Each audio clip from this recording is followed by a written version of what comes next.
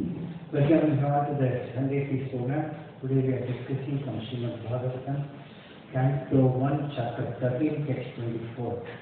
ಮತ್ತೊಮ್ಮೆ ಕೂಡ ಭಾನುವಾರದ ಭಾಗವತದ ತರಗತಿಗೆ ಸ್ವಾಗತ. ಇಂದಿನ ಅಧ್ಯಯನದ ವಿಷಯ ಸ್ಕಂದ 1 ಅಧ್ಯಾಯ 13 ಶ್ಲೋಕ 24. ಅಗ್ನಿರ್ನಿಷ್ಕೃಷ್ಟೋ ದತ್ತಶ್ಚ ಗಯೋದ್ಗಾರಾಶ್ಚ ದೂಷಿತಾಃ ಇದಂ ಕ್ಷೇತ್ರಂ ಧನಂ ಯೇಷಾಂ ತದ್ದತ್ತೈರ್ ಅಶುಭಿಃ ಸ್ಯಾತ್. ಅಗ್ನಿರ್ನಿಸೃಷ್ಟೋ ದತ್ತಶ್ಚ ಗಯೋದ್ಗಾರಾಶ್ಚ ದೂಷಿತಾಃ ಇದಂ ಕ್ಷೇತ್ರಂ ಧನಂ ಯೇಷಾಂ ತದ್ದತ್ತೈರ್ ಅಶುಭಿಃ ಸ್ಯಾತ್.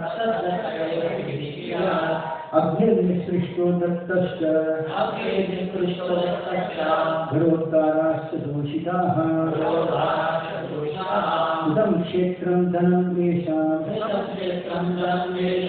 ತದ್ದತ್ತೈರ್ ಅಶುಭಿಃ ಸ್ಯಾತ್.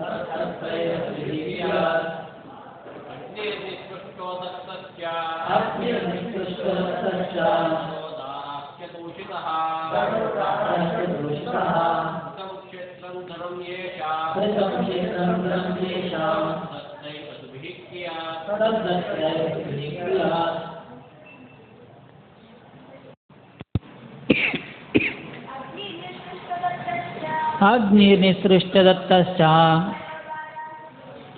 ಗರೋಧಾರಾಶ್ಚ ದೂಷಿತಃ ಹರಿತಂ ಕ್ಷೇತ್ರಂ ಧನಂ ಯೇಷಾಂ ತದ್ದತ್ರೈರಸಭಿಃ ಸ್ಯಾತ್.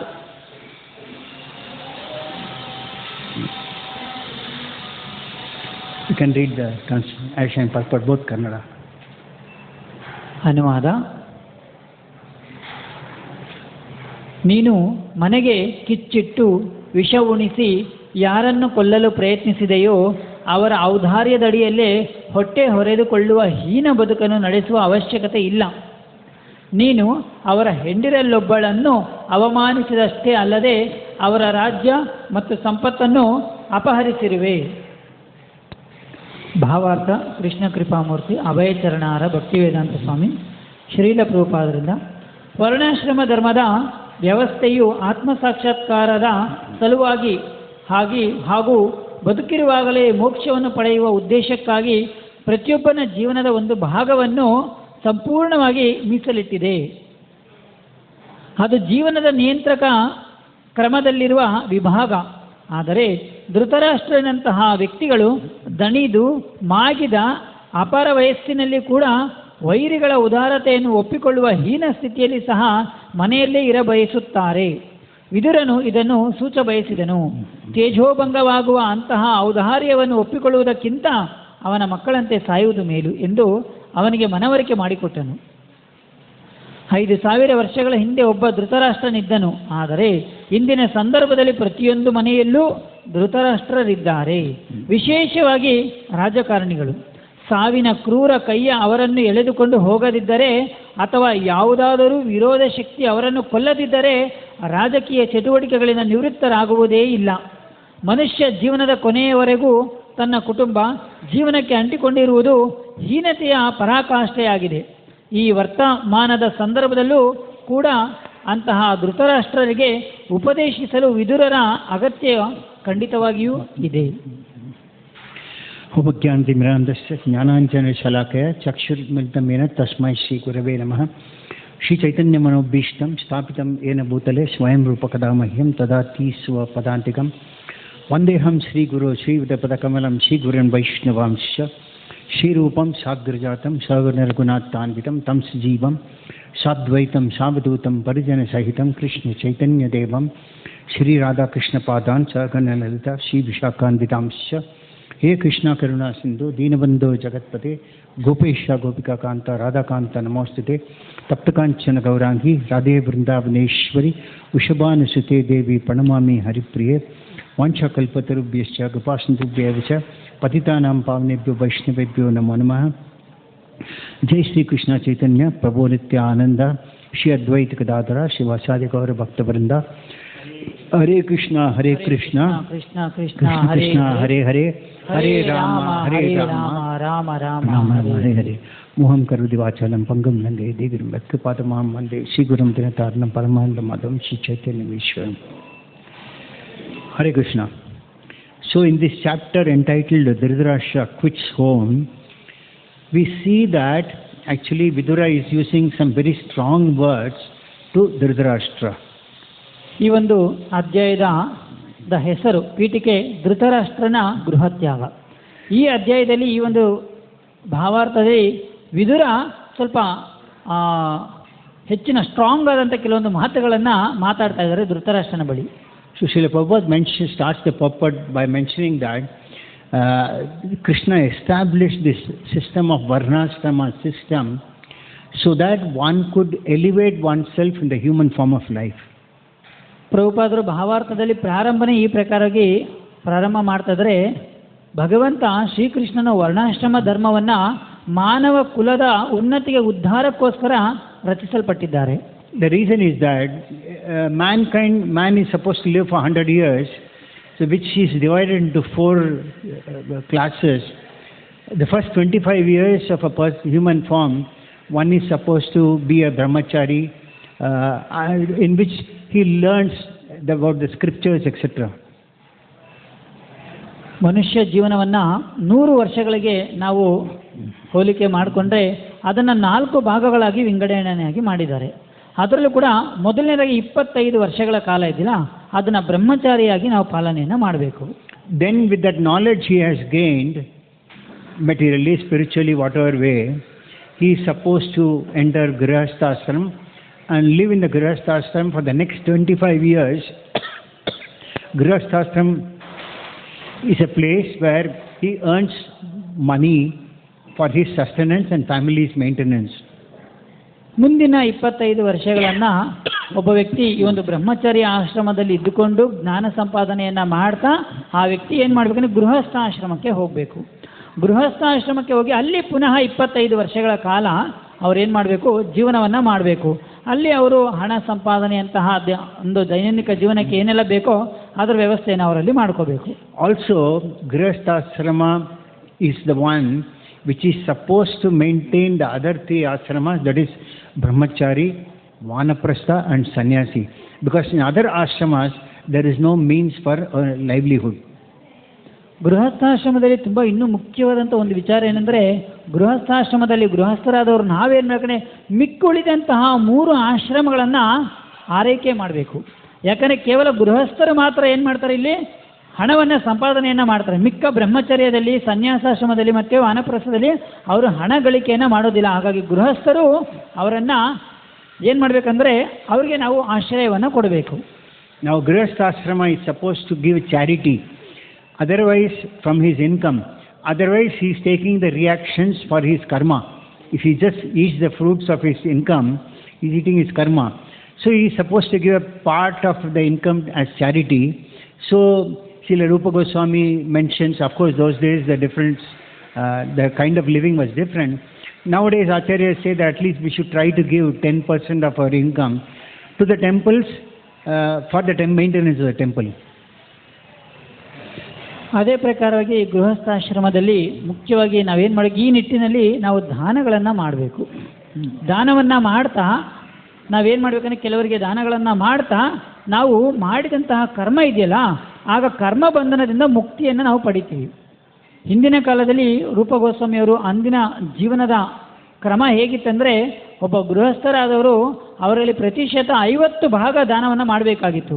ಆದರೆ ಇವತ್ತಿನ ಪರಿಸ್ಥಿತಿ ತುಂಬ ಕಷ್ಟ ಆಗಿರೋದ್ರಿಂದ ಕನಿಷ್ಠ 10 ಭಾಗ ಆದರೂ ಕೂಡ ನಾವು ದಾನವನ್ನು ಮಾಡ್ತಾ ನಾವು ಮಾಡಿದಂತಹ ಕರ್ಮದ ಪ್ರತಿಕ್ರಿಯೆಗೆ ಮುಕ್ತಿಯನ್ನು ಪಡಿಬೇಕು ಅನ್ನೋದು ವಿಚಾರ. Of course many may not be, it depends on the type of earning that everyone has got. So but at least one should give some part of it so that the temple can run. And also it is not that it is bound by 10%. If somebody can afford 25%, he should give, because the temples are run by charity of the Grihasthas. ಒಬ್ಬೊಬ್ಬರು ಗೃಹಸ್ಥರು ಒಂದೊಂದು ರೀತಿಯಲ್ಲಿ ಅವ್ರು ಏನು ಮಾಡ್ತಾರೆ, ಅವರಲ್ಲಿ ಹಣ ಸಂಪಾದನೆ ಇರುತ್ತೆ. ಒಬ್ಬೊಬ್ಬರಲ್ಲೂ ಒಂದೊಂದು ಮಟ್ಟದಲ್ಲಿ ಇರುತ್ತೆ. ಅವರವರ ಯೋಗ್ಯತೆಗೆ ಅನುಗುಣವಾಗಿ ಅವ್ರು ಏನು ಮಾಡಬೇಕಾಗುತ್ತಂದರೆ ದಾನಗಳನ್ನು ಮಾಡ್ತಾ ದೇವಸ್ಥಾನಗಳಂಥ ಧಾರ್ಮಿಕ ದತ್ತಿಗಳನ್ನು ಅವ್ರು ಏನು ಮಾಡಬೇಕು, ನಡೆಸ್ಕೊಂಡು ಹೋಗಬೇಕಾಗತ್ತೆ. ಸೊ ಕೆಲವರು ತುಂಬ ಉನ್ನತವಾದಂಥ ಮಟ್ಟದಲ್ಲಿ ತುಂಬ ಚೆನ್ನಾಗಿ ಗಳಿಕೆ ಇರುವವರು ಇರ್ತಾರೆ, ಅವರಿಷ್ಟೇ ಕೊಡಬೇಕಂತ ಏನಿಲ್ಲ, ಅವ್ರು ಕೊಡಬಹುದು.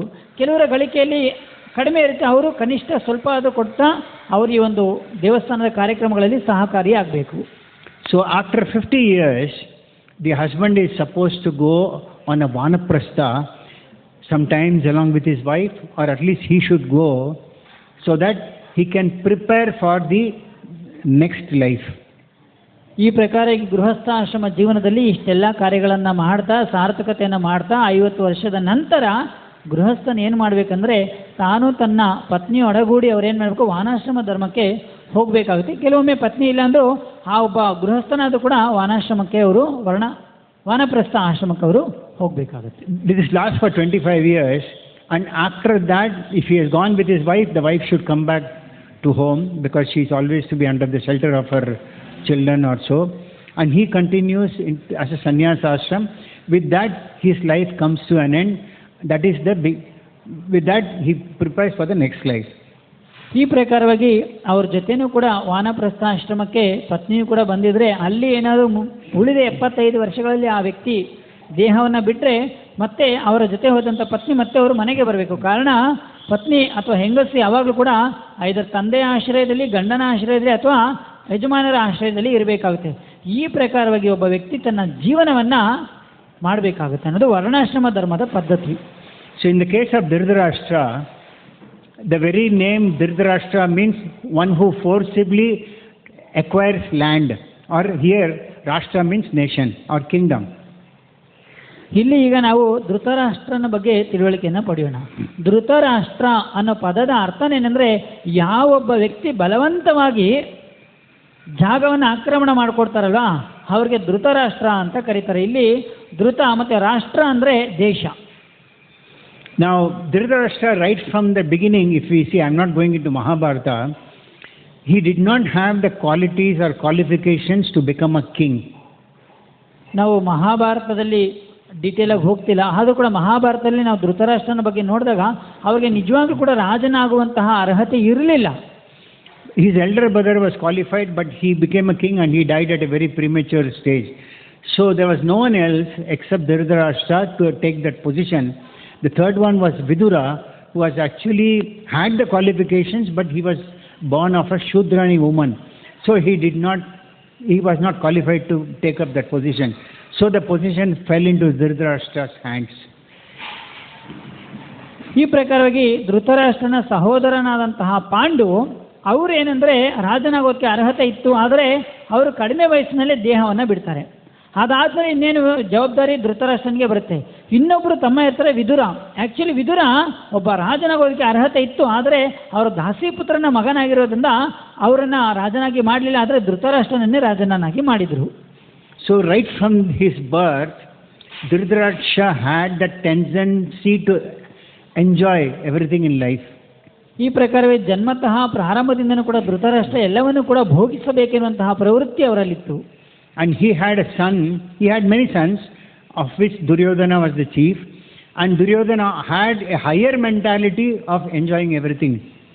ಅವರಿಗೆ 100 ಜನ ಮಕ್ಕಳಿದ್ರು, ಅದರಲ್ಲೂ ಕೂಡ ತುಂಬ ಮುಖ್ಯವಾಗಿ ದುರ್ಯೋಧನನಿಗೆ ಅಪ್ಪನಿಗಿಂತ ಹೆಚ್ಚು ಭೋಗಿಸಬೇಕೆನ್ನುವಂತಹ ಪ್ರವೃತ್ತಿ ಅವರಲ್ಲಿತ್ತು. So they lived in that ashram forever, and they wanted to enjoy that until the end of their life. ಈ ಪ್ರಕಾರವಾಗಿ ಅವರು ಆ ಒಂದು ಆಶ್ರಮದಲ್ಲೇ ಉಳ್ಕೊಂಡು ಜೀವನದ ಕೊನೆಯವರೆಗೂ ಕೂಡ ಭೋಗಿಸಲೇಬೇಕೆನ್ನುವಂತಹ ಪ್ರವೃತ್ತಿಯನ್ನು ಉಳ್ಳವರು. Then the inevitable war between the Pandavas and Kauravas took place, and everyone excepting Dhritarashtra, his wife, all his children were killed in the battlefield. ಆದರೆ ಕಾಲದ ಪ್ರಭಾವದಿಂದ ಯಾರೂ ಕೂಡ ತಡೆಯಲಾಗದಂತಹ ಮಹಾಭಾರತ ಯುದ್ಧ ನಡೆದಿತ್ತು. ಆ ಯುದ್ಧದಲ್ಲಿ ಧೃತರಾಷ್ಟ್ರನ ಎಲ್ಲ ಮಕ್ಕಳು ಕೂಡ ಅಲ್ಲಿ ಹತರಾಗಿದ್ದಾರೆ. So Dhritarashtra, before the battle, he employed many tricks, many plans to kill the Pandavas before the battle itself.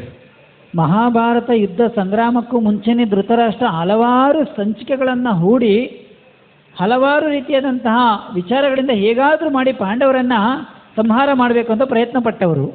Now, though he made plans, he did not realize what is going to be his destiny. But the ultimate result was he had to live in the house of Pandavas because there was no one else to give him shelter. ಈ ಪ್ರಕಾರವಾಗಿ ಹಲವಾರು ಪ್ಲಾನನ್ನು ಮಾಡ್ತಾ ಇರಬೇಕಂದ್ರೆ ಧೃತರಾಷ್ಟ್ರನಿಗೆ ಗೊತ್ತಾಗಲಿಲ್ಲ ನಾಳೆ ನನ್ನ ಭವಿಷ್ಯ ಏನಿದೆ ಅಂತ ಅವ್ರಿಗೆ ಸಾಕ್ಷಾತ್ಕಾರ ಆಗಲಿಲ್ಲ. ಆದರೆ ಇವತ್ತು ಅವ್ರ ಪರಿಸ್ಥಿತಿ ಏನೆಂದರೆ ಯಾರನ್ನ ಕೊಲ್ಲಬೇಕು ಅಂತ ಎಲ್ಲ ಶತಪ್ರಯತ್ನಗಳನ್ನು ಮಾಡಿದ್ರು ಅವರ ಮನೆಯಲ್ಲಿ ಅವರು ಇವಾಗ ಇದ್ದಾರೆ. And in the house of the Pandavas, he was also trying to enjoy his last stages of life. ಮತ್ತೆ ಅವರ ಜೀವನದ ಕಾಲದ ಕೊನೆಯ ಗಳಿಗೆಗಳನ್ನು ಆ ಪಾಂಡವರ ಮನೆಯಲ್ಲಿ ಅವರು ಇವಾಗ ಉಳ್ಕೊಂಡಿದ್ದಾರೆ. So somebody has to show the light. So Vidura was the person, and Vidura was on a pilgrimage when he realized that the battle was over and the Pandavas were crowned as the prince. ಆದರೆ ಇಂಥ ವ್ಯಕ್ತಿಗೆ ಯಾರಾದರೂ ಒಬ್ಬರು ಮಾರ್ಗದರ್ಶನ ಕೊಡಬೇಕಲ್ವಾ, ಯಾರಾದರೂ ಒಬ್ಬರು ಜೀವನದಲ್ಲಿ ಬೆಳಕನ್ನು ಕೊಡಬೇಕಲ್ವಾ. ಧರ್ಮಾತ್ಮನಾದಂತಹ ವಿದುರ ಪುಣ್ಯಕ್ಷೇತ್ರಗಳನ್ನು ಒಂದು ತೀರ್ಥಯಾತ್ರೆಯನ್ನು ಮುಗಿಸಿಕೊಂಡು ಮಹಾಭಾರತ ಯುದ್ಧ ನಡೆದಿದೆ ಮುಗಿದಿದೆ ಅಂತ ಅವ್ರಿಗೆ ಗೊತ್ತಿದೆ, ಅವರು ಇವಾಗ ಹಸ್ತಿನಾಪುರಕ್ಕೆ ಬಂದಿದ್ದಾರೆ. So Vidura came to Hastinapur and he gave some very strong statements by which Dhritarashtra will leave his home. ಹೀಗೆ ಬಂದಂತಹ ವಿದುರ ಧೃತರಾಷ್ಟ್ರನಿಗೆ ತುಂಬ ಶಕ್ತಿಶಾಲಿಯಾದಂತಹ ಕೆಲವೊಂದು ವಿಚಾರಗಳನ್ನು, ತುಂಬ ಸ್ಟ್ರಾಂಗ್ ಸ್ಟೇಟ್ಮೆಂಟ್ಸ್ನ ಹೇಳಿಕೆಗಳನ್ನು ಅವ್ರಿಗೆ ಕೊಡ್ತಾ ಇದ್ದಾರೆ. So by which what happens, Dhritarashtra's eyes are opened and he and Gandhari leaves. ಯಾವಾಗ ವಿದುರನ ಈ ಒಂದು ಹೇಳಿಕೆಗಳನ್ನು, ಅವನ ಒಂದು ಉಪದೇಶಗಳನ್ನು ಕೇಳಿದ ಮೇಲೆ ಆಗ ಧೃತರಾಷ್ಟ್ರನಿಗೆ ಮತ್ತು ಅವರ ಪತ್ನಿಯಾದಂತಹ ಗಾಂಧಾರಿಗೆ ಬೆಳಕು ಬರುತ್ತೆ. ಆಗ ಅವರು ಮನೆಯನ್ನು ತೊರೆಯೋದಕ್ಕೆ ಪ್ರಯತ್ನವನ್ನು ಮಾಡ್ತಾರೆ. So in this sloka, Vidura is telling Dhritarashtra that you employed so many tricks to kill the Pandavas and now you are yourself staying in their house and living a degraded life.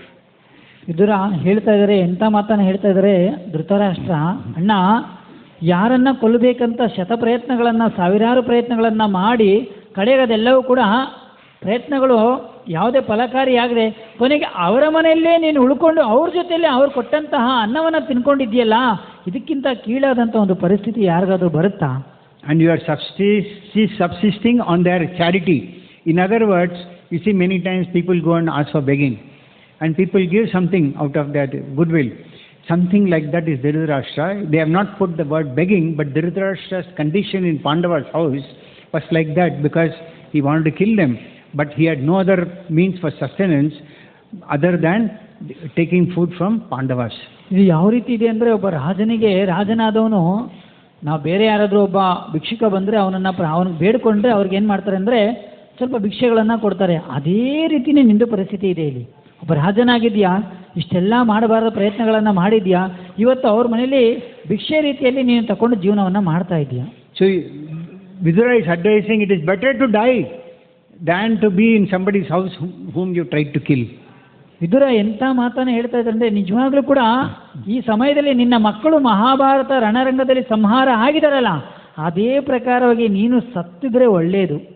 ಆದರೆ ಯಾರನ್ನ ಸಾಯಿಸಬೇಕು ಅಂದ್ಕೊಂಡು ಅವ್ರ ಮನೆಯಲ್ಲೇ ಎತ್ಕೊಂಡು ಈ ರೀತಿ ನೀನು ಜೀವನ ಮಾಡೋದಕ್ಕಿಂತ ನಿಮ್ಮ ಮಕ್ಕಳ ಹಾಗೆ ನೀನು ಸತ್ತಿದ್ರೆ ಒಳ್ಳೆಯದು ಅಂತ ನೇರವಾದಂಥ ಮಾತನ್ನು ಹೇಳ್ತಿದ್ದಾರೆ. So the point in today's purport is, and that time when this happened, incident, there was one Dhritarashtra and one Vidura.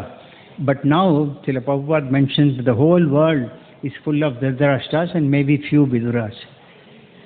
ಆದರೆ ಇಷ್ಟೆಲ್ಲ ಭಾವಾರ್ಥದಲ್ಲಿ ಶ್ರೀಲ ಪ್ರಭುಪಾದರು ಸಾರಾಂಶವನ್ನು ಹೇಳ್ತಾ ಒಂದು ಪಾಠ ಕೂಡ, ಒಂದು ಲೆಸನ್ಸ್ ಕೂಡ ನಮಗೆ ಎಲ್ಲ ಹೇಳ್ತಾ ಇದ್ದಾರೆ. ಆ 5,000 ವರ್ಷಗಳ ಹಿಂದೆ ಮಹಾಭಾರತದ ಸಂಗ್ರಾಮದಲ್ಲಿ ಇದ್ದಂತಹ ಒಂದೇ ಒಂದು ಧೃತರಾಷ್ಟ್ರ. ಆದರೆ ಇವತ್ತು ಪರಿಸ್ಥಿತಿ ಏನೆಂದರೆ ಎಲ್ಲ ಕಡೆನೂ ಕೂಡ ಧೃತರಾಷ್ಟ್ರರೇ ಇದ್ದಾರೆ, ಎಲ್ಲೋ ಒಬ್ಬರು ಇಬ್ಬರು 3-4 ಜನ ಮಾತ್ರ ವಿದುರನಂತವ್ರು ಇದ್ದಾರೆ. Srila Prabhupada gives example of politicians. They want to stay in that place to earn name, fame, followers, gain followers, etc. until the end of their life. And that attachment to that position becomes so thick that they don't want to leave that position at any cost. So they are all like Dhritarashtras. ಅದಕ್ಕೆ ಒಂದು ಉತ್ತಮವಾದಂಥ ಉದಾಹರಣೆಗಳನ್ನು ಕೂಡ ಕೊಡ್ತಾರೆ ಪ್ರಭುಪಾದರು ರಾಜಕಾರಣಿಗಳನ್ನು.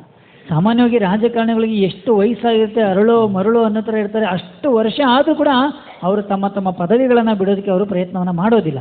ಯಾಕಂದರೆ ಅವ್ರಿಗೆ ಒಂದು ಒಳ್ಳೆಯ ಹೆಸರು, ಕೀರ್ತಿ ಇವೆಲ್ಲವೂ ಕೂಡ ಅವ್ರಿಗೆ ಬೇಕು. ಆ ಸಂದರ್ಭದಲ್ಲಿ ಅವರು ಆ ಪದವಿಗಳನ್ನು ಬಿಡೋದಕ್ಕೆ ಅವರು ಪ್ರಯತ್ನ ಮಾಡೋದೇ ಇಲ್ಲ. So we will try to understand something about Dhritarashtra and Vidura, how contradicting personalities they were. ಈಗ ನಾವು ಧೃತರಾಷ್ಟ್ರ ಮತ್ತು ವಿದುರ ಈ ಇಬ್ಬರ ವ್ಯಕ್ತಿತ್ವಗಳ ನಡುವೆ ಇರುವಂತಹ ಒಂದು ವಿಚಾರ ವ್ಯತ್ಯಾಸ ಅನ್ನೋದನ್ನು ತಿಳುವಳಿಕೆ ಪಡೆಯೋಣ. So Vidura was a person of gratitude, whereas Dhritarashtra was a person of enjoyment mentality. Okay, Vidura ಅವನ ವ್ಯಕ್ತಿತ್ವ ಎಂಥದ್ದು ಅಂದರೆ ಅವನು ಯಾವಾಗಲೂ ಕೂಡ ಕೃತಜ್ಞನಾಗಿರುವವನು, ಯಾರಾದರೂ ಸಹಾಯ ಮಾಡಿದ್ರೆ ಅವ್ರಿಗೆ ಕೃತಜ್ಞನಾಗಿರೋದು. ಆದರೆ ಧೃತರಾಷ್ಟ್ರ ಯಾವಾಗಲೂ ಕೂಡ ಅದನ್ನು ಎಂಜಾಯ್ ಮಾಡುವಂತಹ ಮೆಂಟಾಲಿಟಿ ಇರುವವನು. Dhritarashtra was blind from birth by sight. He was not only blind by sight, but he was blind by knowledge also. He was an ignorant person. That is why it is said that he was blind for in every aspect of life. Dhritarashtra ಹುಟ್ಟುತಃ ಅವರು ಕುರುಡ. ಆದರೆ ಕುರುಡ ಅಂದರೆ ಕೇವಲ ದೈಹಿಕವಾಗಿ ಮಾತ್ರ ಕುರುಡ ಆಗಿರಲ್ಲ, ಅವರು ಆಧ್ಯಾತ್ಮಿಕವಾಗಿಯೂ ಕುರುಡ. ಅವರ ಜೀವನದಲ್ಲಿ ಪ್ರತಿಯೊಂದರಲ್ಲೂ ಕೂಡ ಅವರು ಸರಿಯಾದಂತಹ ಜ್ಞಾನ ಚಕ್ಷುವಿನಿಂದ ಅವರು ಅರ್ಥವನ್ನು ಮಾಡಿಕೊಂಡವರೇ ಅಲ್ಲ. Whereas Vidura was a person of forgiving nature. Though Dhritarashtra had been Vidura was insulted so many times by Dhritarashtra as well as Duryodhana. Vidura left home, and when he left home, he just put his weapon at the palace and he left without thinking anything. He just left on a pilgrimage. But the same Vidura, he thought that his brother Dhritarashtra must be suffering in the palace, but he thinks that he is enjoying. So he should go and give counsel to Vidura that this is the time to end up your life. So Vidura was more of a forgiving nature, whereas Dhritarashtra was more of a vengeance nature. Dhritarashtra always had in his mind, I should seek vengeance on the Pandavas. ವಿದುರನ ವ್ಯಕ್ತಿತ್ವವನ್ನು ಇವಾಗ ನಾವು ನೋಡೋಣ. ಸರಿನಾ? ಮೊದಲನೇದಾಗಿ ನಾವು ನೋಡಿದ್ವಿ ಧೃತರಾಷ್ಟ್ರ ಕುರುಡ, ಆಧ್ಯಾತ್ಮಿಕವಾಗಿಯೂ ಕುರುಡ, ದೈಹಿಕವಾಗಿಯೂ ಕುರುಡ, ಮತ್ತು ಯಾವಾಗಲೂ ಕೂಡ ಅವರು ಇನ್ನೊಬ್ಬರ ಮೇಲೆ ತಪ್ಪನ್ನೇ ಹುಡುಕುವಂತಹ, ತಪ್ಪನ್ನೇ ಮಾಡುವಂತಹ ಮೆಂಟಾಲಿಟಿ ಇರೋರು. ಆದರೆ ಅದಕ್ಕೆ ಅಪೋಸಿಟು ವಿದುರ. ಯಾಕೆಂದರೆ ವಿದುರನಲ್ಲಿ ಇದ್ದಂಥ ಒಂದು ಒಳ್ಳೆ ಗುಣ ಏನಂದರೆ ಕ್ಷಮಿಸೋದು. ಯಾವ ರೀತಿ ಕ್ಷಮಿಸುವಂತಹ ಗುಣ ಅಂದರೆ, ಒಮ್ಮೆ ಯೋಚನೆ ಮಾಡಿ ವಿದುರನನ್ನು ಧೃತರಾಷ್ಟ್ರ ಮತ್ತು ದುರ್ಯೋಧನ ಆ ಒಂದು ತುಂಬಿದ ಸಭೆಯಲ್ಲಿ ಎಷ್ಟು ಅವಹೇಳನ ಮಾಡ್ತಾರೆ ಅಂದರೆ, ಈ ಮನೆಯಲ್ಲಿ ಇಟ್ಕೊಂಡು ಈ ಮನೆ ಅನ್ನವನ್ನು ತಿನ್ಕೊಂಡು ಇಲ್ಲಿಗೆ ಇರುವಂಥ ಒಂದು ಕೆಟ್ಟ ಹುಳು ನೀನು, ಮೊದಲು ಇಲ್ಲಿಂದ ಹೋಗು ಅಂತಾರೆ. ಆ ಮಾತನ್ನು ಕೂಡ ಅನ್ನಿಸ್ಕೊಂಡು ವಿದುರನಾದವ್ರು ಏನು ಮಾಡ್ತಾರೆ ಅಂದರೆ, ಅವರ ಒಂದು ಆಯುಧಗಳನ್ನು ಒಂದು ಆಸ್ಥಾನದಲ್ಲಿಟ್ಟು ಮರು ಮಾತನ್ನು ಆಡದೆ ನೇರವಾಗಿ ಅವ್ರು ಏನು ಮಾಡ್ತಾರೆ, ತೀರ್ಥಕ್ಷೇತ್ರಕ್ಕೆ ಹೋಗ್ತಾರೆ. ತೀರ್ಥಕ್ಷೇತ್ರಕ್ಕೆ ಹೋದಂತಹ ವಿದುರ ಯಾರು ತನ್ನನ್ನು ಅವಹೇಳನವನ್ನು ಮಾಡಿ ಅಪಮಾನವನ್ನು ಮಾಡೋ ರಾಜ್ಯಸಭೆಯಲ್ಲಿ ತೋರಿಸಿದ್ರಲ್ಲ, ಮತ್ತೆ ಅಲ್ಲಿಗೆ ಬಂದಂತಹ ವಿದುರ ಅವ್ರಿಗೆ ಮತ್ತೆ ಒಳ್ಳೆಯ ಉಪದೇಶಗಳನ್ನು ಕೊಡ್ತಾ ಇದ್ದಾನೆ. ಇದು ವಿದುರನಲ್ಲಿರುವಂತಹ ಒಂದು ಒಳ್ಳೆಯ ಗುಣ, ಕ್ಷಮಿಸುವಿಕೆ. Some examples like Vidura or Parikshit Maharaj, when he was cursed to die in 7 days, he had all the powers in him to seek forgiveness for the curse.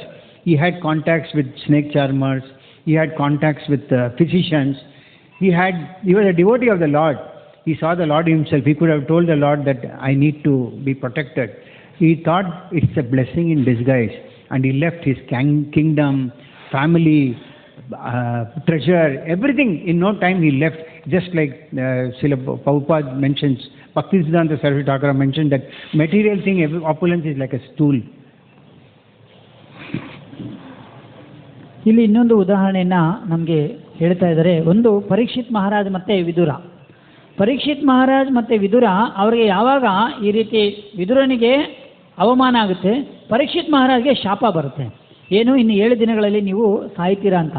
ಆದರೆ ಅವರಿಬ್ಬರು ಕೂಡ ಭಗವಂತನ ಶ್ರೇಷ್ಠ ಭಕ್ತರು. ಅವರಲ್ಲಿ ನಿಜವಾಗ್ಲೂ ಕೂಡ ಅವರಲ್ಲಿ ಶಕ್ತಿ ಇತ್ತು ಆ ಶಾಪದಿಂದ ಹೊರಗಡೆ ಬರೋದಕ್ಕೆ. ಅವರಲ್ಲಿ ನಿಜವಾಗ್ಲೂ ನ್ಯಾಯ, ನೀತಿ, ಧರ್ಮ ಮತ್ತು ಭಗವಂತನ ಅನುಗ್ರಹ ಇತ್ತು.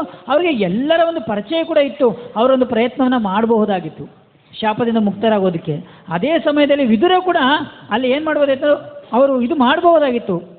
ಆದರೆ ಶ್ರೇಷ್ಠ ಭಕ್ತರು ಅದನ್ನು ಯಾವ ರೀತಿ ಸ್ವೀಕರಿಸೋದಂದರೆ ಅದು ಕೂಡ ಭಗವಂತನ ಅನುಗ್ರಹ ಅನ್ಕೊಂಡು ಅವ್ರು ಏನು ಮಾಡಿದ್ರು, ಅಲ್ಲಿಂದ ಅವರು ಹೊರಗಡೆ ಹೋಗ್ತಾರೆ. ಅದಕ್ಕೆ ಭಕ್ತಿ ಸಿದ್ಧಾಂತ ಸರಸ್ವತಿ ಠಾಕೂರ್ ಅವರು ಒಂದು ಮಾತನ್ನು ಹೇಳ್ತಾರೆ. ಈ ಒಂದು ಭೌತಿಕ ಜೀವನದ ಈ ಒಂದು ಸಿರಿ ಸಂಪತ್ತು ಇದೆಲ್ಲ ಇದೆಯಲ್ಲ, ಅದನ್ನು ನಿಜವಾಗ್ಲೂ ಕೂಡ ಒಂದು ಮಲಕ್ಕೆ ಹೋಲಿಕೆಯನ್ನು ಮಾಡ್ತಿದ್ದಾರೆ. So it is said that Dhritarashtra's life was more of a failure, though he was crowned as a king. ಧೃತರಾಷ್ಟ್ರನ ಜೀವನದಲ್ಲಿ ನಾವು ನೋಡೋದೇ ಇದ್ರೆ, ಒಬ್ಬ ರಾಜನಾಗಿದ್ದರೂ ಕೂಡ ಅವನ ಜೀವನದಲ್ಲಿ ಪ್ರತಿ ಸರಿ ಅವರು ಸೋಲನ್ನೇ ಅನುಭವಿಸಿದ್ದು.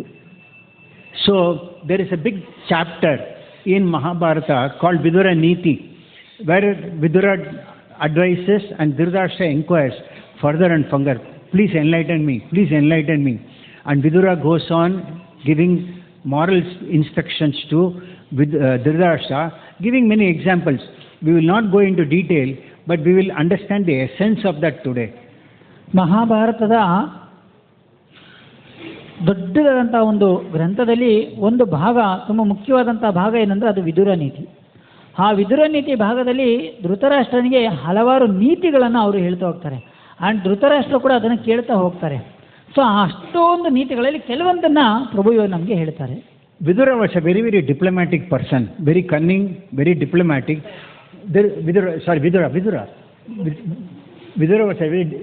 Vidura knew how to use diplomacy to convince Dhritarashtra.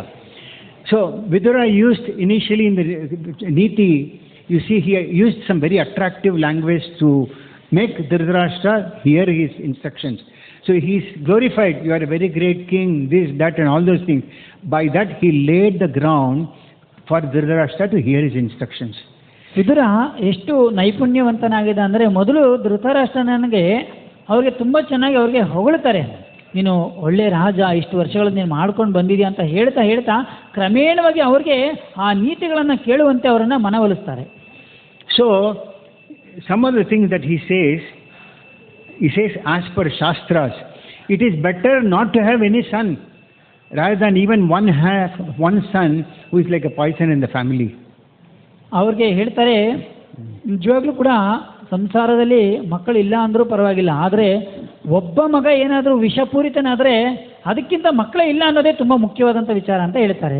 And he gives a code from Chanakya Pandita's thing that a person who has got a bad eye, he can only give pain. So similarly, a bad son can only be a pain in the family. Bad eye gives a lot of pain. Similarly, a bad son is only but a burden in the family. Chanakya ಪಂಡಿತ ಅವರದು ಪ್ರಕಾರ ಒಂದು ಮಾತನ್ನು ಹೇಳ್ತಾರೆ, ಯಾವಾಗಾರ ಒಬ್ಬ ವ್ಯಕ್ತಿಗೆ ಒಂದು ಕಣ್ಣು ಸರಿ ಇಲ್ಲ ಅಂದರೆ ಅದು ನೋವು ಕೊಡುತ್ತೆ. ಅದೇ ಪ್ರಕಾರವಾಗಿ ಒಂದು ಮನೆಯಲ್ಲಿ ಒಬ್ಬ ಮಗ ಸರಿ ಇಲ್ಲ ಅಂದರೆ ಅವ್ರು ಇಡೀ ಮನೆಗೆ ಯಾವಾಗಲೂ ಕೂಡ ಅವರು ನೋವನ್ನು ಕೊಡ್ತಾರೆ. So when at this point Dhritarashtra says what you say is completely right and I agree with all your statements, but what happens to me? Haribol, Mike.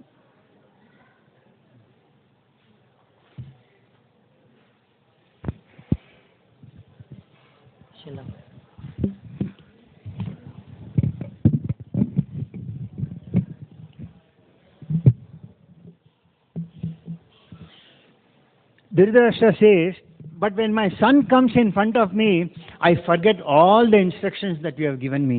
ವಿದುರನಿಗೆ ಹೇಳ್ತಿದ್ದಾರೆ ಧೃತರಾಷ್ಟ್ರ, ಹೌದು ವಿದುರ, ನೀನು ಹೇಳೋದೆಲ್ಲವೂ ಕೂಡ ಸರಿ ಇದೆ, ನೀನು ಹೇಳೋದೆಲ್ಲವೂ ಕೂಡ ನನಗೆ ಅರ್ಥ ಆಗ್ತಾ ಇದೆ. ಆದರೆ ಯಾವಾಗ ನನ್ನ ಮಗ ದುರ್ಯೋಧನ ಬಂದು ಮುಂದೆ ನಿಂತ್ಕೋತಾನಲ್ಲ, ಆವಾಗ ನೀನು ಹೇಳಿದಂಥ ಎಲ್ಲವೂ ಕೂಡ ನಾನು ಮರ್ತೋಗ್ತೀನಿ.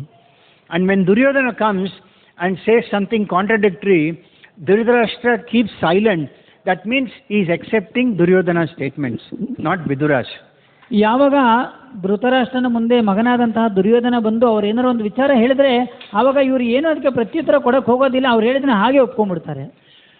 And many times, whenever Vidura gives instructions, afterwards Duryodhana will come and give some other instructions. ಈ ಥರ ಎಷ್ಟೋ ಪ್ರಸಂಗಗಳಲ್ಲಿ ನೀವು ನೋಡಿರ್ಬೋದು, ಮಹಾಭಾರತದ ಎಷ್ಟೋ ಪ್ರಸಂಗಗಳಲ್ಲಿ ಮೊದಲು ವಿದುರ ಬರ್ತಾರೆ, ಅವರು ಹೇಳ್ತಾರೆ ಧೃತರಾಷ್ಟ್ರ ಇದು ಸರಿ ಇದು ತಪ್ಪು ಅಂತ ಎಲ್ಲ ನೀಟಾಗಿ ಹೇಳಿರ್ತಾರೆ, ಹ್ಞೂ ಅಂತ ಒಪ್ಕೊಂಡಿರ್ತಾರೆ. ತಕ್ಷಣ ಮಗನಾದಂತಹ ದುರ್ಯೋಧನ ಬರ್ತಾನೆ. ದುರ್ಯೋಧನ ಬಂದು ಮತ್ತೆ ಇನ್ನೊಂದು ವಿಚಾರ ಹೇಳಿದಾಗ ದುರ್ಯೋಧನ ಮಾತನ್ನೇ ಕೇಳ್ತಾರೆ. Normally, a maid servant is at a very lower place. You won't see a servant speaking very harshly to his master. But Vidura told Dhritarashtra these strong words which I am telling you. Yeah. Yeah.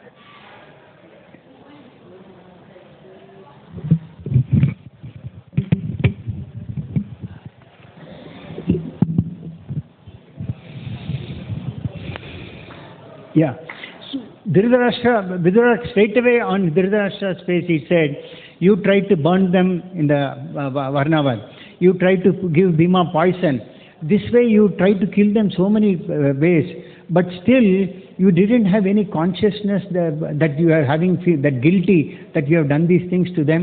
On the other hand, you are taking shelter of them. Are you not shameful? ಸಾಮಾನ್ಯವಾಗಿ ದಾಸಿಯರು ಅಥವಾ ನಮ್ಗಿಂತ ಕೆಳಗಡೆ ಇರೋ ಕೆಲಸಗಾರರು ಯಜಮಾನನ ಮೇಲೆ ಹೋಗ್ಬಿಟ್ಟು ಜೋರಾಗಿ ಮಾತಾಡೋದು ಸಾಮಾನ್ಯವಾಗಿ ಅದು ವಾಡಿಕೆ ಅಲ್ಲ. ಆದರೆ ಇಲ್ಲಿ ದಾಸಿಪುತ್ರನಾದಂತಹ ವಿದುರ ರಾಜನಾದಂತಹ ಧೃತರಾಷ್ಟ್ರನಿಗೆ ಹೋಗ್ಬಿಟ್ಟು ನೇರವಾಗಿ ಹೇಳ್ತಾ ಇದ್ದಾರೆ. ಎಂಥ ಮಾತನ್ನು ಹೇಳ್ತಾ ಇದ್ದಾರೆ ಅಂದರೆ, ನೀನು ಎಂಥ ಕೆಲಸಗಳನ್ನು ಮಾಡಿದ್ಯಾ ಪಾಂಡವರ ಮೇಲೆ, ಆ ವರ್ಣಾವರ್ತದಲ್ಲಿ ಅವರನ್ನು ಒಟ್ಟಿಗೆ ಹಾಕಿ ಸುಡಬೇಕು ಅಂತ ಒಂದು ಪ್ರಯತ್ನವನ್ನು ಮಾಡಿದ್ಯಾ, ಭೀಮನಂತಹವರಿಗೆಲ್ಲ ನೀನು ವಿಷವನ್ನು ಹಾಕಿದ್ಯಾ, ಇಷ್ಟೆಲ್ಲ ಮಾಡಿರುವಂತಹ ನಿನಗೆ ಸ್ವಲ್ಪನೂ ಕೂಡ ಗಿಲ್ಟ್ ಫೀಲ್ ಆಗ್ತಾ ಇಲ್ವಾ, ನಿನಗೆ ನಿಜವಾಗ್ಲೂ ಕೂಡ ಒಂದು ನಾಚಿಕೆ ಅಂತ ಅನ್ನಿಸ್ತಾ ಇಲ್ವಾ ಅಂತ ನೇರವಾಗಿ ಮಾತನ್ನು ಹೇಳ್ತಾ ಇದ್ದಾರೆ. So even when the Pandavas, the Kauravas were ruling the kingdom, Vidura, out of his intelligence and his wisdom, he tried to rule the kingdom through Dhritarashtra in the best possible way of wisdom. Yeah. Even though Dhritarashtra was the king, Duryodhana was persuading him, but Vidura, by his wisdom and knowledge, he tried to persuade Dhritarashtra to rule the kingdom as per Vidura's advice. Dhritarashtra ರಾಜನಾಗಿದ್ದಾಗ Vidura ಏನು ಮಾಡ್ತಿದ್ರು ಅಂದರೆ, ಅವರು ಎಲ್ಲವನ್ನು ಕೂಡ ಧೃತರಾಷ್ಟ್ರನಿಗೆ ಹೇಳ್ತಾ ಇದ್ರು, ಯಾವ ರೀತಿ ರಾಜ್ಯಭಾರವನ್ನು ನಡೆಸಬೇಕು ಅನ್ನೋದನ್ನು ಅವ್ರಿಗೆ ತಿಳುವಳಿಕೆಯನ್ನು ಕೊಡ್ತಾ ಇದ್ರು. And Vidura was so powerful, every time that there was a need, Dhritarashtra used to call Vidura for advice. Not only with Dhritarashtra, even Bhishma Dev accepted Vidura as the most knowledgeable person and also of wisdom. Vidura ಎಷ್ಟು ಶಕ್ತಿಶಾಲಿ ಮತ್ತು ಎಷ್ಟು ಅವರು ಬುದ್ಧಿವಂತ. ವಿದುರ ಎಷ್ಟು ಬುದ್ಧಿವಂತರಾಗಿದ್ದಾರೆ ಅಂದರೆ, ವಿದುರನ ಎಂಥ ಸಂದರ್ಭಗಳಲ್ಲಿ, ಎಲ್ಲ ಕಷ್ಟದ ಸಂದರ್ಭದಲ್ಲೂ ಕೂಡ ಧೃತರಾಷ್ಟ್ರ ವಿದುರ ಹೇಳಿದಂಥ ಮಾತನ್ನು ಅಕ್ಸೆಪ್ಟ್ ಮಾಡ್ಕೋತಾ ಇದ್ರು. ಧೃತರಾಷ್ಟ್ರ ಮಾತ್ರ ಅಲ್ಲ, ಭೀಷ್ಮ ದೇವರು ಕೂಡ ವಿದುರ ಹೇಳಿದ್ದನ್ನು ಒಪ್ಕೋತಾ ಇದ್ರು. Now, Vidura was Yamaraj in his previous birth. So he had a natural, Yamaraj is also Dharmaraj. Yudhishthira is also called Dharmaraj. So they had a natural affection between Vidura and Yudhishthira Maharaj. Vidura ನಮಗೆಲ್ಲ ಗೊತ್ತು ಯಮನ ಅವತಾರ, ಧರ್ಮರಾಜ. ಯಮ ಅಂದರೆ ಧರ್ಮರಾಜ. ಯುಧಿಷ್ಠಿರ ಕೂಡ ಯಮಧರ್ಮರಾಜನ ಅವತಾರ, ಅವರ ಒಂದು ವರಪ್ರಸಾದದಿಂದ ಬಂದವರು. ಹಾಗಾಗಿ ಅವರಿಬ್ಬರಲ್ಲಿ ಒಬ್ಬರಲ್ಲೊಬ್ಬರು ಒಂದು ಉನ್ನತವಾದಂಥ ಒಂದು ಚೆನ್ನಾಗಿರುವಂಥ ಸಂಬಂಧ ಅವರಲ್ಲಿ ಇತ್ತು. So Vidura had lot of spies also with him. He was so intelligent. He employed many spies and he would convey to Yudhishthira what was going to be the outcome, of what are the plans that Dhritarashtra is making. This way he would always protect the Pandavas. He knew that the Pandavas were the most virtuous. Vidura ತುಂಬ ಬುದ್ಧಿವಂತ, ಮತ್ತು ಅವರು ಯಾವಾಗಲೂ ಕೂಡ ಗೂಢಚಾರಿಗಳನ್ನು ಕೂಡ ಅವರು ಇಟ್ಟಿದ್ರು, ಧೃತರಾಷ್ಟ್ರನಿಗೆ ಗೊತ್ತಿಲ್ಲದ ಹಾಗೆ. ಯಾಕಂದರೆ ಅವರು ಯುಧಿಷ್ಠಿರ ಮಹಾರಾಜ್ಗೆ ಅವ್ರು ಹೇಳ್ತಾ ಇದ್ರು ಏನಾಗುತ್ತೆ ಮುಂದೆ, ಏನೇನೆಲ್ಲ ನಡೀತಾ ಅನ್ನೋ ಎಲ್ಲ ಮಾಹಿತಿಗಳನ್ನು ಅವ್ರು ಏನು ಮಾಡ್ತಾ ಇದ್ರು, ಗೂಢಚಾರಿಗಳ ಮುಖಾಂತರವಾಗಿ ತಿಳಿದು ಯುಧಿಷ್ಠಿರನಿಗೆ ಅವರು ಕೊಡ್ತಾ ಇದ್ರು. At the last stage when they were sent to exile, Kunti was there in the palace. But what instruction Vidura would give to Dhritarashtra, she would not understand. But she would know that they are going through a lot of suffering. But the instructions were understood only by Pandavas in exile through the spies. ಇನ್ನು ಕೊನೆ ಗಳಿಗೆಯಲ್ಲಿ ಇನ್ನೇನು ಯಾವಾಗ ಲಾಸ್ಟಲ್ಲಿ ಅವರು ಮತ್ತೆ ಕಾಡಿಗೆ ಹೋಗ್ತಾರಲ್ಲ, ಕಾಡಿಗೆ ಹೋಗೋ ಸಮಯದಲ್ಲಿ ಕೂಡ ಕುಂತಿ ಮಹಾರಾಣಿ, ಲಾಸ್ಟಲ್ಲಿ ಹೋಗೋ ಕುಂತಿ ಮಹಾರಾಣಿ ಆಸ್ಥಾನದಲ್ಲೇ ಇರ್ತಾರೆ, ಇವರು ಮಾತ್ರ ಹೋಗ್ತಾರೆ. ಆ ಸಮಯದಲ್ಲಿ ಕೂಡ ಅವರು ಕೆಲವೊಂದು ಗೂಢಚಾರಿಗಳ ಮುಖಾಂತರ ಹೋಗಿ ಮುಂದೆ ಏನಾಗುತ್ತೆ ಅನ್ನೋ ವಿಚಾರವನ್ನು ಯುಧಿಷ್ಠಿರ ಮಹಾರಾಜ್ಗೆ ಹೇಳಿರ್ತಾರೆ. One example that is given is that Vidura advised Yudhishthira to dig a tunnel when their house was said to be on fire. Vidura advised Yudhishthira to dig a tunnel, and only Yudhishthira could understand that message. The point is that Vidura was so perfect in his handling anybody that the other person to whom he was instructions, they took it perfectly, and that is how he protected all the Pandavas. ಅದಕ್ಕೆ ಹಲವಾರು ಉದಾಹರಣೆಗಳನ್ನು ನಾವು ನೋಡಿರ್ತೀವಿ, ಇದು ಕೂಡ ನಾವು ತುಂಬ ಸಾರಿ ಕೇಳಿರ್ತೀವಿ. ಅಂದರೆ ಮುಂದೆ ಏನಾಗುತ್ತೆ ಅನ್ನೋದನ್ನು ನಾವು ವಿದುರ ಎಷ್ಟು ಚೆನ್ನಾಗಿ ಬಲ್ಲವನಾಗಿದೆ ಅಂದರೆ, ಯುಧಿಷ್ಠಿರ ಮಹಾರಾಜ್ಗೆ ನೀವು ಎಲ್ಲಿ ಹೋಗಿ ಅಲ್ಲಿ ವಾರಣವಾರ್ತದಲ್ಲಿ ಇರ್ತೀರಲ್ವ ನೀವು, ಅಲ್ಲಿ ಬೆಂಕಿ ಹಚ್ತಾರೆ ಅನ್ನೋದು ಕೂಡ ಇವರಿಗೆ ಒಂದು ತಿಳುವಳಿಕೆ ಇರುತ್ತೆ. ಅದೇ ಸಮಯದಲ್ಲಿ ಅವ್ರು ಏನು ಮಾಡ್ತಾರೆ, ನೀವು ಅಲ್ಲಿ ಒಂದು ಏನಂತ ಅಂಡರ್ಗ್ರೌಂಡ್ ಸುರಂಗ ಮಾರ್ಗವನ್ನು ನೀವು ತೋಡಿಟ್ಕೊಂಡಿರ್ಬೇಕಂತ ಅವರು ಹೇಳಿರ್ತಾರೆ. ಅಂದರೆ ಅವರು ಎಷ್ಟು ಬುದ್ಧಿವಂತರು, ಎಷ್ಟು ರಾಜಕಾರಣಿಗಳಲ್ಲಿ ಎಷ್ಟು ಚೆನ್ನಾಗಿ ತಿಳುವಳಿಕೆ ಉಳ್ಳವರು ಅನ್ನೋದನ್ನ ನಾವಿಲ್ಲಿ ಅರ್ಥ ಮಾಡ್ಬೋದು. Another important task that Vidura had was a thankless task, because he was asked to bring the Pandavas for a gambling match, which Vidura expected the end would be very disaster, but still he was forced to bring the Pandavas there. So he brought them, but in a way he also indicated to Yudhishthira what would be the outcome. ಮತ್ತೆ ಯಾವಾಗ ಜೂಜಾಟ ನಡೀತಲ್ಲ ಆ ಸಮಯದಲ್ಲೂ ಕೂಡ ಪಾಂಡವರು ಬಂದರೆ ಏನಾಗುತ್ತೆ, ಕೊನೆಯಲ್ಲಿ ಎಂಥ ಒಂದು ಸಂದರ್ಭ ಬರುತ್ತೆ, ದುಸ್ಥಿತಿ ಬರುತ್ತೆ, ಅದೆಲ್ಲವೂ ಕೂಡ ಅವ್ರಿಗೆ ಗೊತ್ತಿತ್ತು. ಆ ಒಂದು ಮಾಹಿತಿ ಕೂಡ ವಿದುರ ಯುಧಿಷ್ಠಿರನಿಗೆ ತಿಳುವಳಿಕೆಯನ್ನು ಕೊಟ್ಟಿದ್ದರು. And at one point he says that he quoted from scriptures saying that it is very difficult to deal with a person who is very, very greedy. I mean, he wanted to inform Yudhishthira that don't play this gambling match. But Yudhishthira was a person of rightfulness. He says that as a king, when I am ordered, I have to do that. So there was a lot of conflicting situations in Mahabharata, and Vidura was a perfect balanced person to balance all these things. ಶಾಸ್ತ್ರ ಹೇಳುತ್ತೆ ದುರಾಸೆ ಇರುವಂತಹ ವ್ಯಕ್ತಿಯನ್ನ ಸ್ವಲ್ಪ handle ಮಾಡೋದು ತುಂಬಾ ಕಷ್ಟ ಇರುತ್ತೆ. ಅದೇ ಪ್ರಕಾರವಾಗಿ ಯಾವಾಗ ಜೂಜಾಟ ನಡೆಯುತ್ತಲ್ವ ಆ ಸಮಯದಲ್ಲಿ ಖಂಡಿತವಾಗ್ಲೂ ಕೂಡ ತುಂಬಾ ಕಷ್ಟ ಆಗುತ್ತೆ ಅನ್ನೋ ವಿಚಾರವನ್ನು ಹೇಳಿರ್ತಾರೆ. ಆದರೆ ಯುಧಿಷ್ಠಿರ ಮಹಾರಾಜ ರಾಜ ಅಲ್ವಾ, ಸೊ ಹಾಗಾಗಿ ಅವರು ಅದನ್ನ ಕೆಲವು ಸರಿ ಅದನ್ನ ಅಕ್ಸೆಪ್ಟ್ ಮಾಡಿರಲ್ಲ. And when they were in exile, it is said that Vidura was the person who remotely managed all the Pandavas, everything for their maintenance and for their protection. ವನವಾಸದಲ್ಲಿ ಪಾಂಡವರಿದ್ದಾಗ ವಿದುರನೇ ಅವರಿಗೆ ಎಲ್ಲ ರಕ್ಷಣೆಗೆ ಸಂಬಂಧಪಟ್ಟಂತೆ ಅವರು ಯಾವಾಗಲೂ ಕೂಡ ತಿಳುವಳಿಕೆಯನ್ನು ಕೊಡ್ತಾ ಇದ್ರು. And finally, there came an instance when Duryodhana insulted Vidura. Vidura had taken a lot of setbacks in his life. But at that particular instance, Vidura was staying in a house, very small house next to the palace. But the moment he was insulted, he knew this is the time for me to leave the palace. Immediately he kept his weapon at the palace itself and he went on the pilgrimage. The point is, he was so detached. That is the most important point we should learn from Vidura. So ವಿದುರನಲ್ಲಿ ಒಂದು ಕಲಿಬೇಕಾದಂಥ ಒಂದು ಪಾಠ ಏನೆಂದರೆ ಅವರ ಜೀವನದಲ್ಲಿ ಹಲವಾರು ಸರಿ ಅವಹೇಳನಗಳು ನಡೀತಾನೆ ಇರುತ್ತೆ. ಮತ್ತು ಅರಮನೆಯ ಪಕ್ಕದಲ್ಲೇ ಅವ್ರದ್ದೊಂದು ಚಿಕ್ಕದಾದಂಥ ಒಂದು ಕುಟೀರ ಕೂಡ ಇರುತ್ತೆ. ಯಾವಾಗ ಅವರು ಈ ರೀತಿ ಅವಹೇಳನವನ್ನು ಮಾಡ್ತಾರೆ, ಅವರು ತಕ್ಷಣ ಅವರ ಆಯುಧಗಳನ್ನು ಅಲ್ಲಿಟ್ಟು ಅವರು ಅಲ್ಲಿಂದ ಹೊರಡ್ತಾರೆ. ಕಲಿಬೇಕಾದಂಥ ಪಾಠ ಏನೆಂದರೆ ಅವರು ಯಾವುದ್ರ ಮೇಲೆ ಕೂಡ ಅಷ್ಟೊಂದು ಅಟ್ಯಾಚ್ಮೆಂಟ್ನ ಅವರು ಬೆಳೆಸ್ಕೊಂಡಿಲ್ಲ. But Dhritarashtra was so much attached, he took lot of instructions from Vidura. And the point came that Vidura felt that it is not right for me to give any more instructions. But still Dhritarashtra was insisting, you please go on instructing me. ಆದರೆ ಧೃತರಾಷ್ಟ್ರ ಹೇಗೆ ಅಂದರೆ ಅವನು ತುಂಬ ಆಸಕ್ತನಾಗಿದ್ದ. ಅವನ ಒಂದು ರಾಜ್ಯದಲ್ಲಿ ಅದರ ಮೇಲೆ ಅವನಿಗೆ ತುಂಬ ಆಸಕ್ತನಾಗಿದ್ದ. ಮತ್ತು ವಿದುರನಿಗೆ ಗೊತ್ತಾಗ್ತಾ ಇತ್ತು ಇವ್ರಿಗೆ ಹೇಳಿದ್ರು ಏನೂ ಅರ್ಥ ಆಗೋದಿಲ್ಲ ಅಂತ. ಬಟ್ ಆದರೂ ಕೂಡ ಅವರ ನೀತಿಗಳನ್ನು ಕೇಳ್ತಾ ಇದ್ದಾರೆ. At that time Vidura felt, he told Dhritarashtra, I feel I am not qualified anymore to give you instructions. Better you call Sanat Kumara because he is more qualified than me. And then Dhritarashtra is asking, no, you are yourself qualified. But Vidura said, no, you call Sanat Kumara and take instructions from him. Vidura ಹೇಳ್ತಾ ಇದ್ದಾರೆ ಧೃತರಾಷ್ಟ್ರನಿಗೆ, ನಾನು ನಿನಗೆ ತಿಳುವಳಿಕೆಯನ್ನು ಕೊಡುವಷ್ಟು ಅರ್ಹತೆ ನನಗಿಲ್ಲ, ನೀವು ಸನತ್ ಕುಮಾರನ್ನ ಕರೀರಿ, ಅವ್ರು ತುಂಬ ಚೆನ್ನಾಗಿ ತಿಳುವಳಿಕೆಯನ್ನು ಕೊಡ್ತಾರೆ ಅಂತ ಹೇಳ್ತಾರೆ. ಬಟ್ ಆದರೂ ಕೂಡ ಇಲ್ಲ, ನೀವು ಅರ್ಹತೆ ಇದೆ, ನೀವೇ ಹೇಳಿ ಅಂತ ಅವರು ಹೇಳ್ತಾರೆ. So it is said that when at that point of time Duryodhana insulted Vidura and asked him to leave, Vidura at that time felt that now the war is inevitable, nothing can be done. So that Duryodhana did not even listen to the instructions of Sanat Kumara. So ಆವಾಗ ಸನತ್ ಕುಮಾರನ ಆದೇಶಗಳನ್ನು ಕೂಡ ದುರ್ಯೋಧನ ಕೇಳಲಿಲ್ಲ. ಆಮೇಲೆ ಭಗವಂತನ ಇಚ್ಛೆ ಪ್ರಕಾರ ವಿದುರ ಅಲ್ಲಿಂದ ಅವರು ಹೊರಡಬೇಕಾಗಿತ್ತು. And in the case of Vidura, it is said that he was virtuous even by birth. Though he was born of a Shudra family, he was virtuous, he was having all knowledge. And more than anything, Krishna appreciated his devotion. Vidura ಒಬ್ಬ ದಾಸಿ ಪುತ್ರನಾಗಿ ಹುಟ್ಟಿದ್ರು ಕೂಡ ಅವರು ತುಂಬ ಪವಿತ್ರವಾದಂತಹ ವ್ಯಕ್ತಿ. ಖುದ್ದಾಗಿ ಭಗವಂತ ಕೂಡ ಅದನ್ನು ಅವರು ಇಚ್ಛೆ ಪಡ್ತಾ ಇದ್ರು, ಇಷ್ಟಪಡ್ತಾ ಇದ್ರು ಅವ್ರನ್ನ. So when the last forces, Krishna was supposed to go as a messenger to stop the battlefield, Vidura said that there is no point in your going because it has already been decided, they have decided to go with the battle. But still Dhritarashtra did not listen. ಇನ್ನೇನು ಕೊನೆಯದಾಗಿ ಕೃಷ್ಣ ಒಂದು ರಾಯಭಾರಕ್ಕೆ ಹೋಗ್ತಾರಲ್ಲ, ಹೋಗಿ ಒಂದು ಮಹಾಸಮರ ಆಗೋದು ಬೇಡ ಅಂತ ಹೇಳಕ್ಕೆ ಹೋಗ್ತಾರೆ. ಆ ಸಮಯದಲ್ಲಿ ಕೂಡ ವಿದುರ ಹೇಳ್ತಾರೆ, ಯಾಕಂದರೆ ಅವರು ಇದಕ್ಕೆ ಒಪ್ಪೋದಿಲ್ಲ ಅಂತ ಅವರು ಆವಾಗಲೇ ಹೇಳಿರ್ತಾರೆ. So it is said at that time Krishna went as a messenger and Duryodhana invited Krishna to his house, but Krishna refused.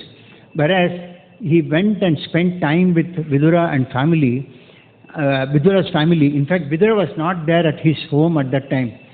So it is said that Vidura's wife took care of Krishna, and at that time, instead of offering banana, she offered banana peels to Krishna, and he ate that. The point is that Krishna ate that banana peels out of love for her. ಯಾವಾಗ ಕೃಷ್ಣ ರಾಯಭಾರಿಯಾಗಿ ಹೋದಾಗ ದುರ್ಯೋಧನ ಕೃಷ್ಣನನ್ನ ತುಂಬ ಚೆನ್ನಾಗಿ ಬರಮಾಡ್ಕೊಳ್ತಾರೆ. ಬನ್ನಿ ನಮ್ಮ ಮನೆಗೆ, ನಮ್ಮ ಒಂದು ಆಸ್ಥಾನಕ್ಕೆ ಬಂದು ನೀವು ತುಂಬ ಚೆನ್ನಾಗಿ ಅತಿಥಿ ಸತ್ಕಾರವನ್ನು ಸ್ವೀಕರಿಸಬೇಕು ಅಂತ ಅವರೆಷ್ಟೆಲ್ಲ ವ್ಯವಸ್ಥೆಗಳನ್ನು ಮಾಡಿರ್ತಾರೆ. ಆದರೆ ಕೃಷ್ಣ ಅದರ ಪಕ್ಕದಲ್ಲೇ ಇರುವಂಥ ವಿದುರನ ಮನೆಗೆ ಹೋಗ್ತಾರೆ. ವಿದುರನ ಮನೆಗೆ ಹೋದಾಗ ಅಲ್ಲಿ ವಿದುರ ಇರೋದಿಲ್ಲ. ವಿದುರಾಣಿ ಅಂದರೆ ಅವರ ಪತ್ನಿ ಇರ್ತಾರೆ. ಕೃಷ್ಣ ಬಂದಂತಹ ಒಂದು ಭಾವ ಪರವಶಳಾಗಿ ಅವ್ರು ಏನು ಮಾಡ್ತಾರೆ, ಕೃಷ್ಣನಿಗೆ ನೈವೇದ್ಯವಾಗಿ ಬಾಳೆ ಹಣ್ಣನ್ನು ಕೊಡುವ ಬದಲಾಗಿ ಬಾಳೆ ಚಿಪ್ಪೆಯನ್ನು ಕೊಡ್ತಾರೆ. ಭಗವಂತ ಆ ಒಂದು ಪ್ರೀತಿಗೆ ಮೆಚ್ಚಿ ಅವ್ರು ಬಾಳೆ ಚಿಪ್ಪೆಯನ್ನೇ ತಿಂತಾರೆ. ಅಂದರೆ ತಾತ್ಪರ್ಯ ಏನಂದರೆ ಭಗವಂತ ಎಷ್ಟು ಕರುಣಾಳು ಮತ್ತು ಎಷ್ಟು ಆ ಭಕ್ತರ ಮೇಲೆ ಅವನ ಸಹೃದಯ ಅಂದರೆ ಅವನೆಲ್ಲವನ್ನು ಕೂಡ ಪ್ರೀತಿಯಿಂದ ಏನು ಕೊಟ್ಟರು ಭಗವಂತ ಅದನ್ನು ಸ್ವೀಕರಿಸ್ತಾನೆ. So earlier, though he gave many instructions to Dhritarashtra, Dhritarashtra could not hear because he had attachment to his sons and his family. So his ears were not receptive to hear. But now, when Vidura was giving instructions, he was receptive. ಇದೆಲ್ಲ ಯಾವಾಗ ಮಹಾಭಾರತ ಯುದ್ಧ ನಡೆಯೋದಕ್ಕೂ ಮುಂಚೆ ಹಲವಾರು ನೀತಿಗಳನ್ನು ವಿದುರ ಹೇಳ್ತಾ ಇದ್ರು ಕೂಡ ಧೃತರಾಷ್ಟ್ರ ಕೇಳ್ತಾ ಇರಲ್ಲ. ಆದರೆ ಈಗ ಧೃತರಾಷ್ಟ್ರ ಕೇಳೋದಕ್ಕೆ ಪ್ರಾರಂಭವನ್ನು ಮಾಡಿದ್ದಾರೆ. Now here there is a mention that Dhritarashtra at this time was receptive because all his sons were killed. Everyone in the Kauravas were killed. So only Vidura was there, and that is the reason this time the instructions that were given to Dhritarashtra was receptive to listen and apply also. ಈಗ ಧೃತರಾಷ್ಟ್ರ ಎಲ್ಲವನ್ನು ಕೂಡ ಕೇಳೋದಕ್ಕೆ ತಯಾರಾಗಿದ್ದಾನೆ. ಕಾರಣ ಯುದ್ಧದಲ್ಲಿ ತನ್ನೆಲ್ಲ ಮಕ್ಕಳು ಸಂಹಾರ ಆಗಿದ್ದಾರೆ, ಎಲ್ಲ ಕೌರವರು ಕೂಡ ಅಲ್ಲಿ ಹತರಾಗಿದ್ದಾರೆ. ಈಗ ಅವನು ವಿದುರನಿಂದ ಕೇಳೋದಕ್ಕೆ ಪ್ರಯತ್ನವನ್ನು ಮಾಡ್ತಿದ್ದಾರೆ. So it is said that Vidura had that affection as a brother to Dhritarashtra, but he was not attached to him. Vidura ಇಲ್ಲಿ ಒಂದು ಚಿಕ್ಕದಾದಂಥ ವಿಚಾರ ನಾವು ಅರ್ಥ ಮಾಡ್ಕೋಬೇಕು. ವಿದುರನಿಗೆ ಧೃತರಾಷ್ಟ್ರನ ಮೇಲೆ ಒಂದು ಅಫೆಕ್ಷನ್ ಇತ್ತು, ಆದರೆ ಅಟ್ಯಾಚ್ಮೆಂಟ್ ಇರಲಿಲ್ಲ. ಆ ನಿಟ್ಟಿನಲ್ಲಿ ಅವರಿಗೆ ಉಪದೇಶವನ್ನು ಕೊಡ್ತಿದ್ದಾರೆ. So there is one instance where it is said that Dhritarashtra was highly disturbed, and he was sending messengers to Vidura, asking him, calling him again and again. Dhritarashtra ಆ ಸಮಯದಲ್ಲಿ ಯುದ್ಧದ ನಂತರ ಎಲ್ಲ ಮಕ್ಕಳು ಸಂಹಾರವಾದಂಥ ತುಂಬ ಡಿಸ್ಟರ್ಬ್ ಆಗಿರ್ತಾರೆ. ಅದು ಹೇಗೆ ಯಾವ ರೀತಿ ಇರ್ತಂತ ನಮಗೆಲ್ಲ ಗೊತ್ತಾಗುತ್ತೆ. ಆ ಸಮಯದಲ್ಲಿ ಪುನಃ ವಿದುರನ್ನ ಅವರು ಬರಮಾಡ್ಕೊಡ್ತಾ ಇದ್ರು. So he told Vidura, I am not able to sleep for so many nights now. Please enlighten me why I don't get sleep. ಆಗ ಅವ್ರು ಕೇಳ್ತಿದ್ದಾರೆ, ನನಗೆ ನಿಜವಾಗ್ಲೂ ರಾತ್ರಿ ಹೊತ್ತು ನಿದ್ದೆ ಬರ್ತಾ ಇಲ್ಲ, ನಾನು ಏನು ಮಾಡಬೇಕು ಹೇಳು ಅಂತ ವಿದುರನನ್ನು ಕೇಳ್ತಾ ಇದ್ದಾರೆ. So Vidura replies, there are 5 kinds of people who are not able to sleep. ಆಗ ವಿದುರ ಒಂದು ಮಾತನ್ನು ಹೇಳ್ತಾ ಇದ್ದಾರೆ, 5 ರೀತಿಯ ಜನರು ಅವ್ರಿಗೆ ನಿದ್ದೆ ಬರೋದಿಲ್ಲ. One is a man who lusts after another man's wife. He cannot sleep. ಅಂದರೆ ಯಾವೊಬ್ಬ ವ್ಯಕ್ತಿಗೆ ಪರಸ್ತ್ರೀಯರ ಮೇಲೆ ಮೋಹ ಇರುತ್ತಲ್ಲ, ಆ ವ್ಯಕ್ತಿ ಯಾವಾಗಲೂ ಕೂಡ ರಾತ್ರಿ ಹೊತ್ತು ನಿದ್ದೆ ಮಾಡೋಕ್ಕಾಗೋದಿಲ್ಲ. The second is a man who has lost all his wealth. He will not be able to sleep. ಯಾವೊಬ್ಬ ವ್ಯಕ್ತಿ ತನ್ನೆಲ್ಲ ಸಂಪತ್ತುಗಳನ್ನು ಕಳ್ಕೊಂಡಿರ್ತಾನಲ್ಲ, ಆ ವ್ಯಕ್ತಿನೂ ಕೂಡ ನಿದ್ದೆ ಮಾಡೋಕ್ಕಾಗೋದಿಲ್ಲ. Then a thief cannot sleep. ಕಳ್ಳ ರಾತ್ರಿ ಹೊತ್ತು ಯಾವತ್ತೂ ಅವರು ನಿದ್ದೆ ಮಾಡೋದಿಲ್ಲ. The next one is one who thinks ill of his wealth. That means one who has got wealth, but he thinks of misusing his wealth, he will not be able to sleep. ಮತ್ತೆ ಯಾರಲ್ಲಿ ಹಲವಾರು ಸಿರಿ ಸಂಪತ್ತುಗಳು ಇರುತ್ತೆ ಮತ್ತು ಅದನ್ನು ಹೇಗೆ ಅದನ್ನು ವ್ಯಯ ಮಾಡಬೇಕು, ಕೆಟ್ಟ ದಾರಿಯಲ್ಲಿ ಅಂತ ಯೋಚನೆ ಮಾಡ್ತಿರ್ತಾರಲ್ಲ, ಅವ್ರಿಗೂ ಕೂಡ ನಿದ್ದೆ ಬರೋದಿಲ್ಲ. Then an unsuccessful person cannot sleep. ಮತ್ತೆ ಯಾವಾಗಲೂ ಯಶಸ್ವಿಯನ್ನೇ ಗಳಿಸಿರೋದಿಲ್ವಲ್ಲ, ಆ ವ್ಯಕ್ತಿಗೂ ಕೂಡ ರಾತ್ರಿ ಹೊತ್ತು ನಿದ್ದೆ ಬರೋದಿಲ್ಲ. Then a weak man oppressed by a strong man, he cannot sleep. ಮತ್ತೆ ಸಾಮಾನ್ಯ ದುರ್ಬಲವಾದಂಥ ವ್ಯಕ್ತಿ ಪ್ರಬಲವಾದಂಥ ವ್ಯಕ್ತಿಯಿಂದ ಧೋರಣೆಗೆ ಒಳಗಾದಾಗ ಅವ್ರಿಗೂ ಕೂಡ ನಿದ್ದೆ ಬರೋದಿಲ್ಲ. So then he says, these are not the ones that has affected you, maybe because that greed has overcome you. ಇದು ಯಾವುದು ಕೂಡ ನಿನ್ನಲ್ಲಿ ನಡೆದಿಲ್ಲ, ಆದರೆ ನಿನ್ನ ದುರಾಸೆ ಬಹುಶಃ ಇದಕ್ಕೆ ಕಾರಣ ಆಗಿರಬಹುದು. Dhritarashtra got used to the sarcastic remarks that Vidura used to say. Vidura used to use diplomatic language, but Dhritarashtra understood these things. But still, his eyes did not open. ಇಷ್ಟೆಲ್ಲವನ್ನು ಕೂಡ ಧೃತರಾಷ್ಟ್ರ ಅರ್ಥ ಮಾಡ್ಕೊಂಡಿದ್ದ, ಆದರೆ ಆದರೂ ಕೂಡ ಅವನಿಗೆ ಇನ್ನೂ ಸಾಕ್ಷಾತ್ಕಾರ ಆಗಿರಲಿಲ್ಲ. So, in one instance, Vidura tells Dhritarashtra, when Pandu was born, you asked me whether there will be a problem for a heir to the throne. ಯಾವಾಗ ಪಾಂಡು ಮತ್ತು ಧೃತರಾಷ್ಟ್ರ ಅವರು ಜನ್ಮವನ್ನು ತಗೊಂಡಿರ್ತಾರೆ, ಆವಾಗ ಧೃತರಾಷ್ಟ್ರ ವಿದುರನಲ್ಲಿ ಕೇಳಿರ್ತಾರೆ, ನಾನು ರಾಜನಾಗೋದಕ್ಕೆ ಏನಾದರೂ ಸಮಸ್ಯೆಗಳೇನಾದ್ರು ಇದೆಯಾ ಅಂತ. That is because you asked me this question because jealousy went into your heart when Pandu was born. You are always thinking I should have been king, but when Pandu was born, that jealousy started entering in your heart from that time onwards. ಆಗ ಹೇಳ್ತಾರೆ, ಪಾಂಡು ಯಾವಾಗ ಜನ್ಮವನ್ನು ತಗೋತಾರೆ ಅದಕ್ಕೆ ಮುಂಚೆ Dhritarashtra already ಹುಟ್ಟಿರ್ತಾನೆ, ಧೃತರಾಷ್ಟ್ರನಿಗೆ ಕಣ್ಣಿರೋದಿಲ್ಲ, ಆದರೆ ಅವನಿಗೆ ನಾನು ರಾಜನಾಗ್ತೀನಿ ಆಗೋದಿಲ್ಲ ಅಂತ ಒಂದು ಸಂಶಯ ಇರುತ್ತಲ್ವಾ, ಆ ಸಮಯದಲ್ಲಿ ಪಾಂಡು ಹುಟ್ಟಿದ ತಕ್ಷಣ ಅವರಿಗೆ ಒಂದು ಅಸೂಯೆ ಪ್ರಾರಂಭ ಆಗುತ್ತೆ. He said that Yudhishthira looked at you as his father and still you ill-treated them, and that is the reason for all your sufferings. ಮತ್ತೆ ಅವ್ರು ಹೇಳ್ತಾರೆ, ಯುಧಿಷ್ಠಿರ ಮಹಾರಾಜ ಧರ್ಮರಾಜ ನಿನ್ನನ್ನು ಯಾವಾಗಲೂ ತಂದೆ ರೀತಿಯೇ ನೋಡ್ತಾ ಇದ್ರು, ಆದರೆ ನೀನು ಅವ್ರನ್ನ ಯಾವತ್ತೂ ಕೂಡ ಮಕ್ಕಳ ಹಾಗೆ ನೋಡಲಿಲ್ಲ, ಈ ಎಲ್ಲ ಕಾರಣಗಳಿಂದನೂ ಕೂಡ ನಿನ್ನೆಲ್ಲ ಕಷ್ಟಗಳಿಗೆ ಇದು ಕಾರಣವಾಗಿದೆ. So better you return the kingdom to Pandavas and you will be able to sleep peacefully. ಹಾಗಾಗಿ ಇವಾಗ ಎಲ್ಲ ಒಂದು ರಾಜ್ಯಭಾರವನ್ನು ಪಾಂಡವರಿಗೆ ಕೊಟ್ಟು ನೀನು ನಿಶ್ಚಿಂತೆಯಿಂದ ನಿದ್ದೆ ಮಾಡೋದಕ್ಕೆ ಅನುಕೂಲ ಆಗುತ್ತೆ. Then he says, you are not wise but you are foolish. ನೀನು ನಿಜವಾಗ್ಲೂ ಕೂಡ ಅಂಥ ಬುದ್ಧಿವಂತ ಅಲ್ಲ, ಆದರೆ ನೀನು ಮೂರ್ಖ ಅಂತೇಳಿ. Then Dhritarashtra asks a question, what are the qualities of a wise man and what are the qualities of a foolish person? ಆಗ ಧೃತರಾಷ್ಟ್ರ ಪ್ರಶ್ನೆಯನ್ನು ಮಾಡ್ತಾರೆ, ಬುದ್ಧಿವಂತರ ಮತ್ತು ಮೂರ್ಖರ ಲಕ್ಷಣಗಳನ್ನು ಹೇಳಿ ಅಂತ ಕೇಳ್ತಾರೆ. So Vidura said, a wise man should aspire for ideal things and good ideals in life. ಸಾಮಾನ್ಯವಾಗಿ ಬುದ್ಧಿವಂತರು ತುಂಬ ಉತ್ತಮವಾದಂಥ ವಿಚಾರಗಳನ್ನು ಯೋಚನೆ ಮಾಡ್ತಾರೆ, ಉತ್ತಮವಾದಂಥ ವಸ್ತುಗಳನ್ನು ಅವರು ಪಡ್ಕೋತಾರೆ. And the assets of a such person are good ideals in life, self-knowledge. That means he's got knowledge which leads to one's to wisdom. So ಬುದ್ಧಿವಂತರ ಒಂದು ಲಕ್ಷಣ ಏನಂದರೆ ಅವ್ರು ಯಾವಾಗಲೂ ಕೂಡ ಸ್ವಯಂ ಜ್ಞಾನವನ್ನು ಅವ್ರು ಯಾವಾಗಲೂ ಪಡ್ಕೋತಾ ಇರ್ತಾರೆ. Forbearance, that is one should bear whatever that comes in one's life. ಮತ್ತೆ ಅವರ ಜೀವನದಲ್ಲಿ ಏನನ್ನ ಬರುತ್ತಲ್ಲ ಅದನ್ನು ಅವರು ಸ್ವೀಕರಿಸ್ತಾರೆ. He is always steady in virtue. Virtue means it is known that Vidura is always good for his virtue, and he says that one should be steady, not ups and downs. ಅವರ ನೈತಿಕತೆಯಲ್ಲಿ ಅವರ ವ್ಯಕ್ತಿತ್ವದಲ್ಲಿ ಯಾವಾಗಲೂ ಕೂಡ ಅವರು ಸ್ಥಿತರಾಗಿರ್ತಾರೆ. He said such a person is a wise person. ಅವರು ನಿಜವಾಗ್ಲೂ ಕೂಡ ಬುದ್ಧಿವಂತರು. Neither anger nor joy nor false pride can distract him from his purpose. ಅವರಲ್ಲಿ ಅವರ ಒಂದು ವ್ಯಕ್ತಿತ್ವವನ್ನು ಯಾವುದೇ ಒಂದು ಸಂತೋಷ ಆಗಲಿ ಯಾವುದೇ ಒಂದು ಗರ್ವವಾಗಲಿ ಅವರನ್ನು ಕೆಳಗಿಳಿಸೋದಕ್ಕಾಗೋದಿಲ್ಲ. And his actions are such that it does not create disturbance in the world. ಮತ್ತೆ ಅವರ ಕೆಲಸಗಳು ಯಾವ ರೀತಿ ಇರ್ತಂದ್ರೆ ಅವರು ಸಾಮಾನ್ಯವಾಗಿ ಬೇರೆ ಯಾರಿಗೂ ಕೂಡ ತೊಂದರೆಯನ್ನು ಕೊಡೋ ರೀತಿ ಇರೋದಿಲ್ಲ. Then he says that desire does not pinch a person who is wise. ಮತ್ತೆ ಬುದ್ಧಿವಂತರಿಗೆ ಆಸೆಗಳು ಅತಿಯಾಗಿ ಅವರನ್ನು ಕಾಡೋದಿಲ್ಲ. But on the other hand, when he deals honestly, he feels happy with that. ಮತ್ತೆ ಪ್ರಾಮಾಣಿಕವಾಗಿ ಅವರು ಯಾವಾಗಲೂ ಕೂಡ ಸಂತೋಷವಾಗಿರ್ತಾರೆ. And even if somebody honors a wise person, he does not accept it. ಯಾರಾದರೂ ಬುದ್ಧಿವಂತರಿಗೆ ಗೌರವವನ್ನು ಕೊಟ್ಟರೆ ಅವರು ಅದನ್ನು ಅಷ್ಟೊಂದು ಇದಾಗಿ ತಗೊಳ್ಳೋದಿಲ್ಲ. He is not agitated by these glorious words if somebody praises him. ತುಂಬ ಹೊಗಳಿದಾಗ ಅವರು ಅದರಿಂದ ಹಿಗ್ಗೋದಿಲ್ಲ. But he says on the other hand, the qualities of such fool are like this. ಆದರೆ ಮತ್ತೊಂದು ಕಡೆ ಯೋಚನೆ ಮಾಡಿದ್ರೆ ಯಾರು ಬುದ್ಧಿವಂತರಲ್ಲದೇ ಇರ್ತಾರಲ್ಲ ಅವರು ಇದನ್ನೆಲ್ಲನೂ ಕೂಡ ಇದರಿಂದ ತುಂಬ ಹೊಗಳಿದಾಗ ಹಿಗ್ತಾರೆ ಅಥವಾ ಯಾರಾದ್ರು ತೆಗೆದಾಗ ಕುಗ್ಗುತ್ತಾರೆ, ಈ ರೀತಿ ಲಕ್ಷಣಗಳು ಅವರಲ್ಲಿ ಇರ್ತವೆ. A foolish person has closed the scriptures books. ಮೊದಲನೇದಾಗಿ ಮೂರ್ಖರು ಮಾಡುವಂಥ ಕೆಲಸ ಏನಂದರೆ ಶಾಸ್ತ್ರಗಳನ್ನು ಅವರು ಸಂಪೂರ್ಣವಾಗಿ ಅಲ್ಲಗಳಿತಾರೆ. Then he is very proud.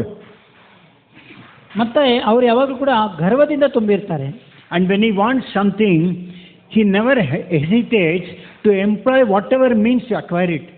ಮತ್ತು ಮೂರ್ಖರಿಗೆ ಏನಾದ್ರು ಒಂದು ಬೇಕು ಅಂದರೆ ಅದನ್ನು ಪಡ್ಕೊಳ್ಳೋದಕ್ಕೆ ಅವರು ಎಂಥ ಹೇಸಿಗೆ ಕೆಲಸ ಮಾಡೋದು ಕೂಡ ಅವರು ಹೇಸೋದಿಲ್ಲ. And he has a desire.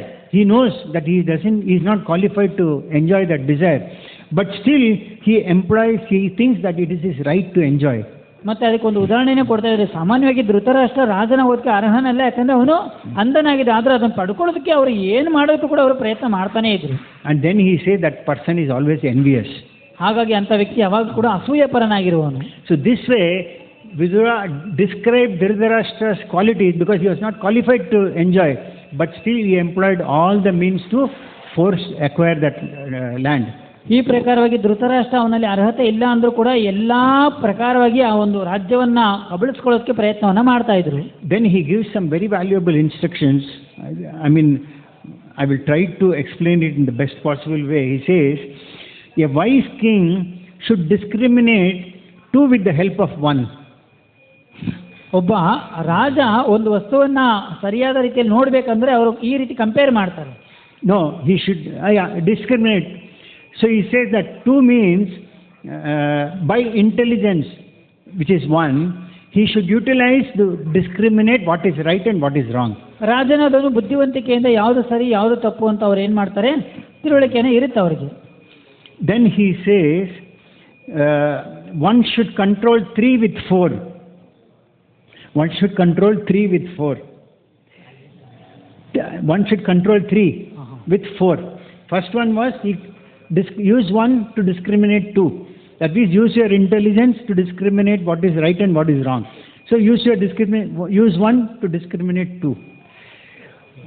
It's a technical language, but it's very. So then he says you control 3 with 4. ಅಂದರೆ 3 4ನೇ ವಸ್ತುವಿಂದ ಅವರು ನಿಯಂತ್ರಣ ಮಾಡ್ತಾರೆ ಅನ್ನೋದು ವಿಚಾರ. Is that 3 are friends, stranger and enemy. Stranger, friends and enemy. Okay, ಶತ್ರುಗಳನ್ನ, ಮಿತ್ರರನ್ನ ಮತ್ತೆ ಸ್ಟ್ರೇಂಜರ್ಸ್ನ ಒಂದು ಅವರು ನಿಯಂತ್ರಣ ಮಾಡ್ತಾರೆ. And they can be conquered or they can be won over by 4. These 4 are gift. One is give a gift. So ಅಂದರೆ ಈ ಶತ್ರುಗಳನ್ನ, ಮಿತ್ರರನ್ನ ಹೇಗೆ ಗೆಲ್ಲುತ್ತಾರೆ ಅನ್ನೋದನ್ನ ಮೊದಲನೇ ವಿಚಾರ ಅಂದರೆ ಉಡುಗೊರೆಗಳಿಂದ. Then conciliation. If gift doesn't work, try to concile with dialogue. Okay, ಉಡುಗೊರೆಗಳು ಕೊಟ್ಟಾಗ ಮಿತ್ರರನ್ನ, ಶತ್ರುವನ್ನ ಗೆಲ್ಲೋಕ್ಕಾಗ್ಲಿಲ್ವಾ, ಅವ್ರ ಜೊತೆ ಸಂವಾದಗಳನ್ನ ಮಾಡೋದ್ರಿಂದ. Then disunion. Somebody has got a union, try to split that union. ಮತ್ತೆ ಅವ್ರು ಏನು ಮಾಡ್ತಾರೆ ಅಂದರೆ ಅಲ್ಲಿ ಇನ್ನೂ ಅದನ್ನ ಅವ್ರನ್ನ ಶತ್ರುಗಳನ್ನ, ಮಿತ್ರರನ್ನ ಪಡೆಯೋಕ್ಕಾಗಿಲ್ವಾ, ಅಲ್ಲಿ ಒಂದು ಒಗ್ಗಟ್ಟಿತ್ತನ್ನ, ಆ ಒಗ್ಗಟ್ಟನ್ನು ಬೇರೆ ಮಾಡೋದು. And if nothing works, punish. ಅದನ್ನೂ ಆಗಲಿಲ್ಲ ಅಂದರೆ ಅವ್ರಿಗೆ ಏನು ಮಾಡೋದು, ಪನಿಷ್ಮೆಂಟ್ನ ಕೊಡೋದು. Then he comes to 5. He says 5 should be controlled and asking who should be aware of. I mean, there are 5 senses. These 5 should be controlled. 5 should be controlled. ಮತ್ತೆ 5 ವಿಚಾರಗಳನ್ನು ಒಬ್ಬನು ಯಾವಾಗಲೂ ಕೂಡ ನಿಯಂತ್ರಣದಲ್ಲಿ ಇಟ್ಟಿರಬೇಕು. Then he says there are 6 laws of politics. ರಾಜಕಾರಣದಲ್ಲಿ 6 ರೀತಿಯ politics. Treatment, treaty, war, etc. Treaty, war, etc. ಅಂದರೆ ಅವ್ರಿಗೆ ನಾವು ಉಪಚಾರವನ್ನ ಮಾಡೋದು ಮತ್ತೆ ಯುದ್ಧವನ್ನ ಮಾಡೋದು. And he says women, dice, hunting, these should be avoided. ಅಂದರೆ ಸ್ತ್ರೀಯರನ್ನ ಮತ್ತೆ ಜೂಜನ್ನ ಮತ್ತೆ ಹಂಟಿಂಗ್ ಬೇಟೆಯನ್ನ ಅವಾಯ್ಡ್ ಮಾಡಬೇಕು. ಡ್ರಿಂಕಿಂಗ್ ಮತ್ತೆ ಮದ್ಯಪಾನವನ್ನ ಅವಾಯ್ಡ್ ಮಾಡಬೇಕು. ಹಾರ್ಶ್ನೆಸ್ ಆಫ್ ಸ್ಪೀಚ್ ಮತ್ತೆ ತುಂಬಾ ಜೋರು ಮಾತುಗಳನ್ನ ಅವಾಯ್ಡ್ ಮಾಡಬೇಕು. ಸಿವಿರಿಟಿ ಆಫ್ ಪನಿಷ್ಮೆಂಟ್ ಮತ್ತೆ ತುಂಬಾ ಕಷ್ಟಗಳನ್ನು ಕೊಡೋದನ್ನ ಅವಾಯ್ಡ್ ಮಾಡಬೇಕು. ವೇಸ್ಟ್ ಆಫ್ ವೆಲ್ತ್ ಮತ್ತೆ ಸಂಪತ್ತನ್ನ ಹಾಳು ಮಾಡಬಾರ್ದು. So one should use his intelligence very carefully to avoid these things. ಮತ್ತೆ ಈ ಪ್ರಕಾರವಾಗಿ ಅವರ ಬುದ್ಧಿಯನ್ನು ಉಪಯೋಗಿಸ್ಕೊಂಡು ಇವೆಲ್ಲವನ್ನು ಕೂಡ ಅವ್ರು ಏನು ಮಾಡಬೇಕು, ಅವಾಯ್ಡ್ ಮಾಡಬೇಕು. And finally conclude by saying poison kills one man but a weapon poison kills one man but a weaker counsel destroys the entire kingdom. ಮತ್ತು ಒಂದು ಒಳ್ಳೆ ಮಾತನ್ನು ಹೇಳ್ತಾರೆ, ವಿಷ ಒಬ್ಬ ವ್ಯಕ್ತಿಯನ್ನು ಸಂಹಾರ ಮಾಡ್ತಾ ಆದರೆ ಸರಿಯಾದ ವ್ಯಕ್ತಿ ಇಲ್ಲ ಅಂದರೆ ಸರಿಯಾದ ಮಾರ್ಗದರ್ಶಕ ಇಲ್ಲ ಅಂದರೆ ಇಡೀ ದೇಶವನ್ನು ಅದು ಹಾಳು ಮಾಡುತ್ತೆ. And then he says the best good that is possible is righteousness. ಎಲ್ಲದಕ್ಕಿಂತ ತುಂಬ ಮುಖ್ಯವಾದಂಥ ವಿಚಾರ ಅಂದರೆ ಧಾರ್ಮಿಕನಾಗೋದು. ರೈಚಿಯಸ್ನೆಸ್ ಅಂದರೆ ಧಾರ್ಮಿಕನಾಗೋದು. And that is why it is said that Vidura was the most righteous person. ಹಾಗಾಗಿ ಇಲ್ಲಿ ವಿದುರ ತುಂಬ ಧಾರ್ಮಿಕವಾದಂಥ ವ್ಯಕ್ತಿ ಅಂತ ನಾವು ಅರ್ಥ ಮಾಡ್ಕೋಬಹುದು. And the best form of peace ಈ ಸೇಸ್ ಇಸ್ ಫರ್ಗಿವ್ನೆಸ್. ಮತ್ತೆ ಒಬ್ಬ ವ್ಯಕ್ತಿಗೆ ಯಾವಾಗ ತುಂಬ ಶಾಂತಿ ಸಿಗುತ್ತೆ ಅಂದರೆ ಯಾವಾಗ ಕ್ಷಮಿಸ್ತಾರಲ್ವ ಆವಾಗ ಅವ್ರಿಗೆ ಶಾಂತಿ ಸಿಗುತ್ತೆ. And the supreme content is knowledge. ಮತ್ತೆ ತುಂಬ ಮುಖ್ಯವಾದಂಥ ಪರಾತ್ಪರವಾದದ್ದು ಜ್ಞಾನ. And the king can gain from 2 things. ರಾಜನಾದವನು 2 ವಿಚಾರಗಳಿಂದ ಪಡ್ಕೋಬೇಕು. Refraining from harsh speech and disregarding those who are wicked. Refrain from harsh speech. Refrain means stop speaking harshly. Okay, ಒಬ್ಬ ರಾಜನಾದವನು 2 ವಿಚಾರಗಳನ್ನು ಯಾವಾಗಲೂ ಪರಿಪಾಲನೆ ಮಾಡಬೇಕು. ತುಂಬ ಜೋರು ಮಾತುಗಳನ್ನು, ಹೊರಟಾದಂಥ ಮಾತುಗಳನ್ನು ಆಡಬಾರ್ದು. And disregard, give up those who are wicked. Wicked means crooked. ಕೃಪಣರನ್ನು ಅವರು ಕ್ಷಮಿಸಿ ಬಿಟ್ಬಿಡಬೇಕು. Then he says 3 crimes are abominable. These are much more. One is theft of another's property. ಮೂರು ವಿಚಾರಗಳನ್ನು ಅವರು ಮಾಡಲೇಬಾರದು. ಮುಂದೆ ಬೇರೆಯವರ ಆಸ್ತಿಯನ್ನು ಕಳ್ತನ ಮಾಡಬಾರ್ದು. outrage of another man's wife, ಪರಸ್ತ್ರೀಯರನ್ನು ಬಯಸಬಾರದು. and activities by which trust is lost with friends. ಮತ್ತೆ ಎಲ್ಲಿ ನಂಬಿಕೆಯನ್ನು ಕಳ್ಕೊಂಡಿರ್ತಾರಲ್ಲ ಅವ್ರ ಜೊತೆ ಹೆಚ್ಚಿನ ಕ್ರಿಯೆಗಳನ್ನು ಅಂದರೆ ಚಟುವಟಿಕೆಗಳನ್ನು ಮಾಡಬಾರ್ದು. Then Dhritarashtra asked, God has created man, he should live for 100 years, but why is it that they die early? ಮತ್ತೆ ಒಂದು ಪ್ರಶ್ನೆಯನ್ನು ಕೇಳ್ತಾರೆ, ಭಗವಂತ ಮನುಷ್ಯ ಜನ್ಮದಲ್ಲಿ 100 ವರ್ಷ ಬದುಕಬೇಕು ಅಂತ ಹೇಳ್ತಾರೆ, ಆದರೆ ಯಾಕೆ ಬೇಗ ಸಾವನ್ನು ಅಪ್ತಾ ಇದ್ದಾರೆ? Vidura answers, excessive pride, too much pride. ಮತ್ತೆ ಅತಿಯಾದಂತಹ ಪ್ರೈಡ್ ಅಂದರೆ ಗರ್ವ, ಗರ್ವ. Then overeating, ಅತಿಯಾಗಿ ತಿನ್ನೋದು. anger, ಕೋಪ. too much lust for sense gratification. ಮತ್ತೆ ಇಂದ್ರಿಯ ತೃಪ್ತಿಲಿ ಅತಿಯಾದಂತಹ ಆಸೆ. Then talkativeness, too much talking, ಅತಿಯಾಗಿ ಮಾತಾಡೋದು.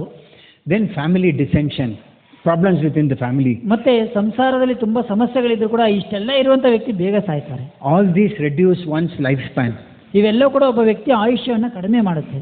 Then Vidura says, I warned you of the consequences of gambling, but the Pandavas were subjected to you by your crooked means.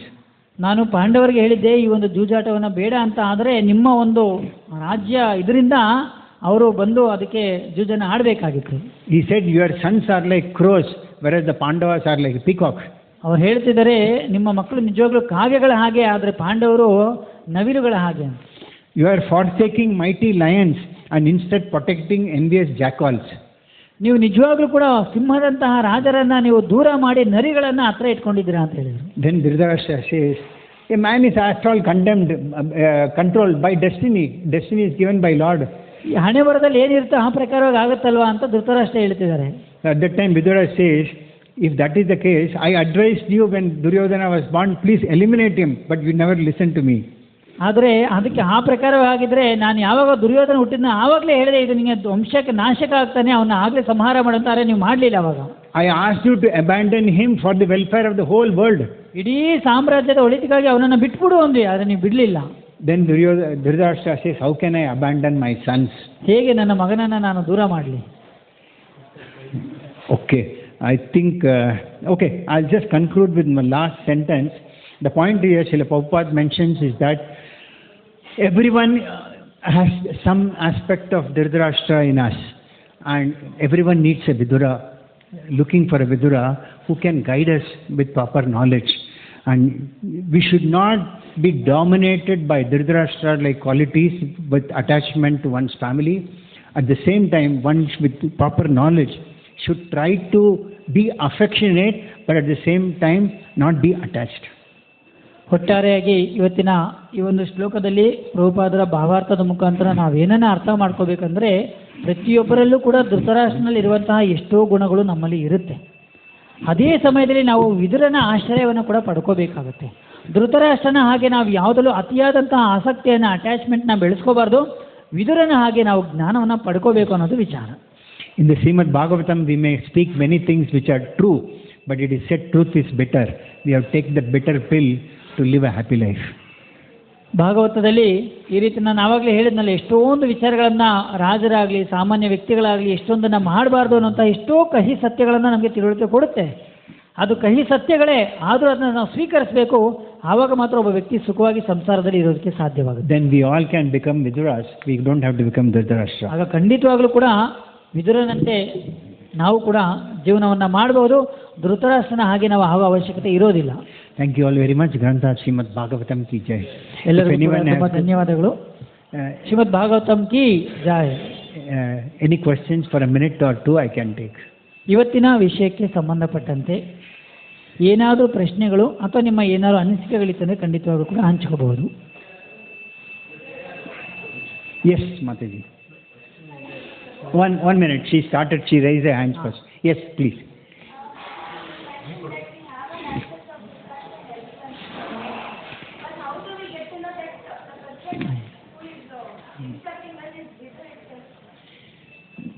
ಒಂದು repeat ಮಾಡಿ. Can you come a little closer and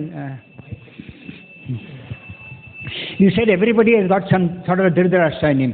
That second part of it I couldn't hear. Like how do we get to know that the person who is instructing us is Dhritarashtra? Because everyone has that Okay.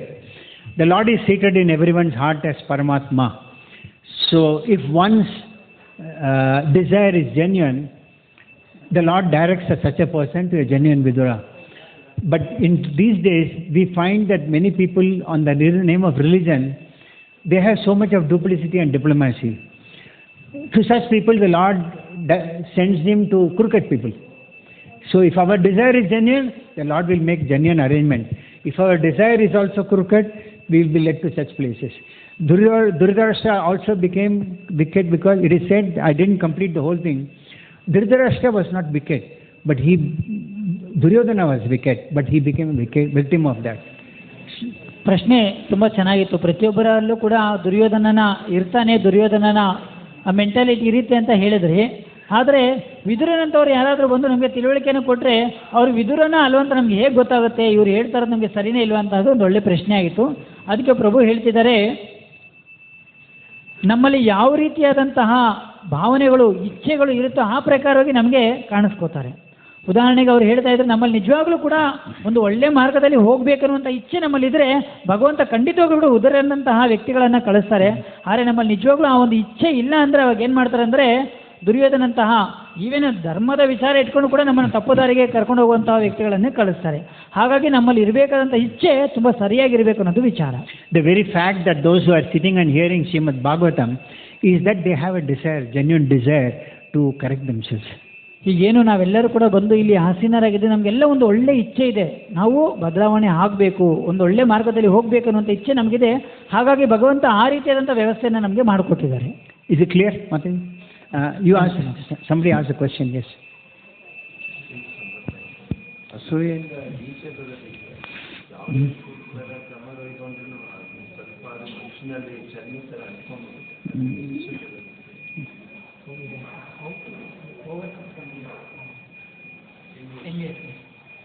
Okay.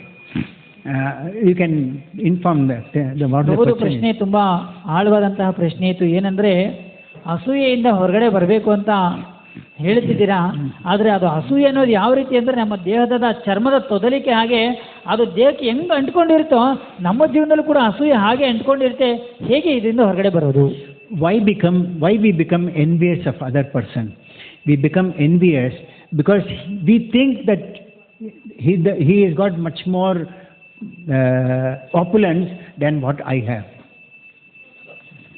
ಯಾವಾಗ ನಮಗೆ ಈ ಒಂದು ಅಸೂಯೆ ಬರುತ್ತೆ ಅಂದರೆ ಒಬ್ಬ ವ್ಯಕ್ತಿ ಮೇಲೆ, ಯಾವಾಗ ಒಬ್ಬ ವ್ಯಕ್ತಿ ನಮಗಿಂತ ಹೆಚ್ಚಿನವಾದಂತಹ ಸಂಪತ್ತನ್ನು ಪಡ್ಕೊಂಡಿದ್ರೆ, ನಮಗಿಂತ ಹೆಚ್ಚಿನವಾದಂಥ ಒಂದು ಒಳ್ಳೆ ಉನ್ನತವಾದಂಥ ಪರಿಸ್ಥಿತಿಯಲ್ಲಿದ್ದರೆ ಆಟೋಮೆಟಿಕ್ ನಮಗೆ ಅಸೂಯೆ ಬರುತ್ತೆ.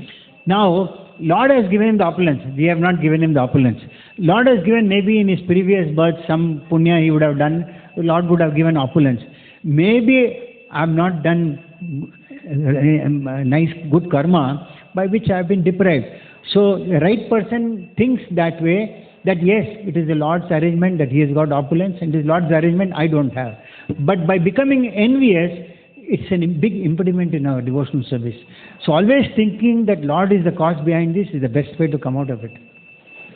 ತುಂಬ ಚೆನ್ನಾಗಿ ಪ್ರಭು ಹೇಳಿದರೆ, ನಮಗೆ ಯಾವಾಗ ಅಸೂಯೆ ಬರುತ್ತೆ ಅಂತ ಹೇಳಿದರು, ನಮಗಿಂತ ಒಬ್ಬ ವ್ಯಕ್ತಿಯಲ್ಲಿ ಯಾವಾಗ ಹೆಚ್ಚಿನವಾದಂಥ ಅದು ಒಂದು ಒಳ್ಳೆ ಸಿರಿ ಇರ್ಬೋದು, ಸಂಪತ್ತಿರ್ಬೋದು, ಒಂದು ಒಳ್ಳೆ ವರ್ಚಸ್ ಇರ್ಬೋದು, ಅದನ್ನು ನೋಡಿದಾಗ ನಮಗೆ ಅಸೂಯೆ ಬರುತ್ತೆ. ಆದರೆ ನಾವು ಅವಾಗ ಯಾವ ರೀತಿ ಯೋಚನೆ ಮಾಡಬೇಕಂದ್ರೆ, ಇದೆಲ್ಲವನ್ನು ಕೂಡ ಕೊಡೋದು ಯಾರು ಅಂದರೆ ಭಗವಂತ. ಆ ವ್ಯಕ್ತಿಗೆ ತನ್ನ ಹಿಂದಿನ ಜನ್ಮದ ಪುಣ್ಯ ಕರ್ಮದ ಫಲನೋ ಮತ್ತೊಂದೇನೋ ಅದು ಭಗವಂತನೇ ಅವ್ರಿಗೆ ದಯಪಾಲಿಸಿದ್ದಾನೆ. ಹಾಗಾಗಿ ಅವ್ರಿಗೇನಾಗಿದೆ, ಒಂದು ಒಳ್ಳೆ ವ್ಯವಸ್ಥೆ ಇದೆ. ಆದರೆ ನನ್ನ ಕರ್ಮದ ಫಲವಾಗಿ ನಾನು ಈ ಪರಿಸ್ಥಿತಿಯಲ್ಲಿ ಇದ್ದೀನಿ. ಒಟ್ಟಾರೆಯಾಗಿ ಭಗವಂತನೇ ಇವೆಲ್ಲವನ್ನು ಕೂಡ ಪ್ರಾಪ್ತಿ ಮಾಡೋದಂಥ ತಿಳುವಳಿಕೆ ಯಾವಾಗ ಒಬ್ಬ ವ್ಯಕ್ತಿಗೆ ಬರುತ್ತಲ್ವಾ, ಆವಾಗ ಅವ್ರು ಏನು ಮಾಡ್ತಾರೆ ಅಂದರೆ ಒಬ್ಬ ವ್ಯಕ್ತಿಯನ್ನು ನೋಡಿ ಅಸೂಯೆ ಪಡೋದಿಲ್ಲ. ಆದರೆ ಯಾವಾಗ ನಾವು ಅಸೂಯೆನ ಪಡುವಂತಹ ಮನೋಭಾವನೆ ಇಟ್ಕೋತೀವಲ್ವಾ, ಆವಾಗ ಅದು ನಮ್ಮ ಭಕ್ತಿ ಸೇವೆಯಲ್ಲಿ ದೊಡ್ಡ ಆತಂಕ ಮತ್ತು ಅಡಚಣೆಯಾಗಿ ಉಳ್ಕೊಂಡ್ಬಿಡುತ್ತೆ. That is why we might see many unqualified people sitting in a high position, but the best qualified people may be having the lowest position. This is all law of karma, which is very, very subtle to understand. ಕೆಲವೊಮ್ಮೆ ಅರ್ಹತೆ ಇಲ್ಲದಿರುವಂಥ ಅನರ್ಹ ವ್ಯಕ್ತಿಗಳು ಮೇಲ್ಗಡೆ ಇರ್ತಾರೆ, ಅರ್ಹತೆ ಇರುವಂಥ ವ್ಯಕ್ತಿಗಳು ಕೆಳಗಡೆ ಇರ್ತವೆ. ಇದೆಲ್ಲವೂ ಕೂಡ ಕರ್ಮಾನುಸಾರವಾಗಿ ನಡೀತಾ ಇರುತ್ತೆ. Ultimately, it is the Lord who controls everything. ಕಟ್ಟಕಡೆಗೆ ಎಲ್ಲವನ್ನೂ ಕೂಡ ಭಗವಂತನ ನಿಯಂತ್ರಣದಲ್ಲಿ ಇದು ನಡೀತಾ ಇರುತ್ತೆ. Anybody else on today's subject? ಮತ್ತು ಇವತ್ತಿನ ವಿಷಯಕ್ಕೆ ಸಂಬಂಧಪಟ್ಟಂತೆ ಇನ್ನೇನಾದ್ರು ನಿಮ್ಮ ಅನಿಸಿಕೆಗಳು ಅಥವಾ ಏನಾದ್ರು ಪ್ರಶ್ನೆಗಳಿದ್ದರೆ ಕೇಳಬಹುದು. Yes, Mataji. ಹಾಂ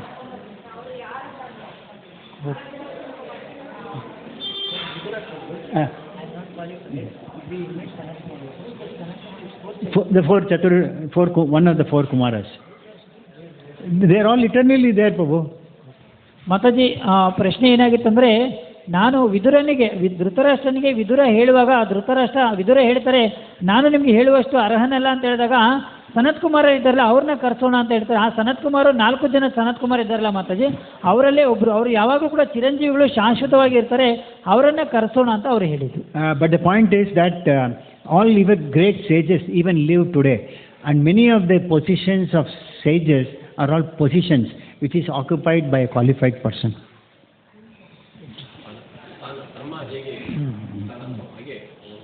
ಹಲವಾರು ಚಿರಂಜೀವಿಗಳಿರ್ಬೋದು ಅಥವಾ ಒಂದೊಳ್ಳೆ ಋಷಿಗಳಿರ್ಬೋದು, ಅದೆಲ್ಲವೂ ಕೂಡ ಕೆಲವೊಂದು ಸ್ಥಾನ ಅವರವರ ಯೋಗ್ಯತೆಗೆ ಅನುಗುಣವಾಗಿ ಒಬ್ಬೊಬ್ಬರು ಬಂದು ಆ ಒಂದು ಸ್ಥಾನವನ್ನು ಅಲಂಕಾರ ಮಾಡ್ಕೋತಾರೆ. So the Kumaras who might be in Satyuga need not be the same in Kali Yuga, need not be the same in Treta Yuga. Okay. Similarly, Vishwamitra, Vashishta, they have gone through so many births, so they need not be the same personality. So ಅದೇ ಪ್ರಕಾರವಾಗಿ ಎಲ್ಲರೂ ಕೂಡ ಆ ಒಂದು ಸ್ಥಾನಗಳನ್ನು ಇವಾಗ ಎಲ್ಲರೂ ಕೂಡ ಆಯಾ ಸಮಯಕ್ಕೆ ಬಂದು ಅದನ್ನು ಅವರು ಸ್ವೀಕರಿಸ್ತಾರೆ ಅನ್ನೋದು ವಿಚಾರ. Okay. Thank you all very much. Granth Srimad Bhagavatam ki jai. Jai. Srila Prabhupada ki jai. Jai.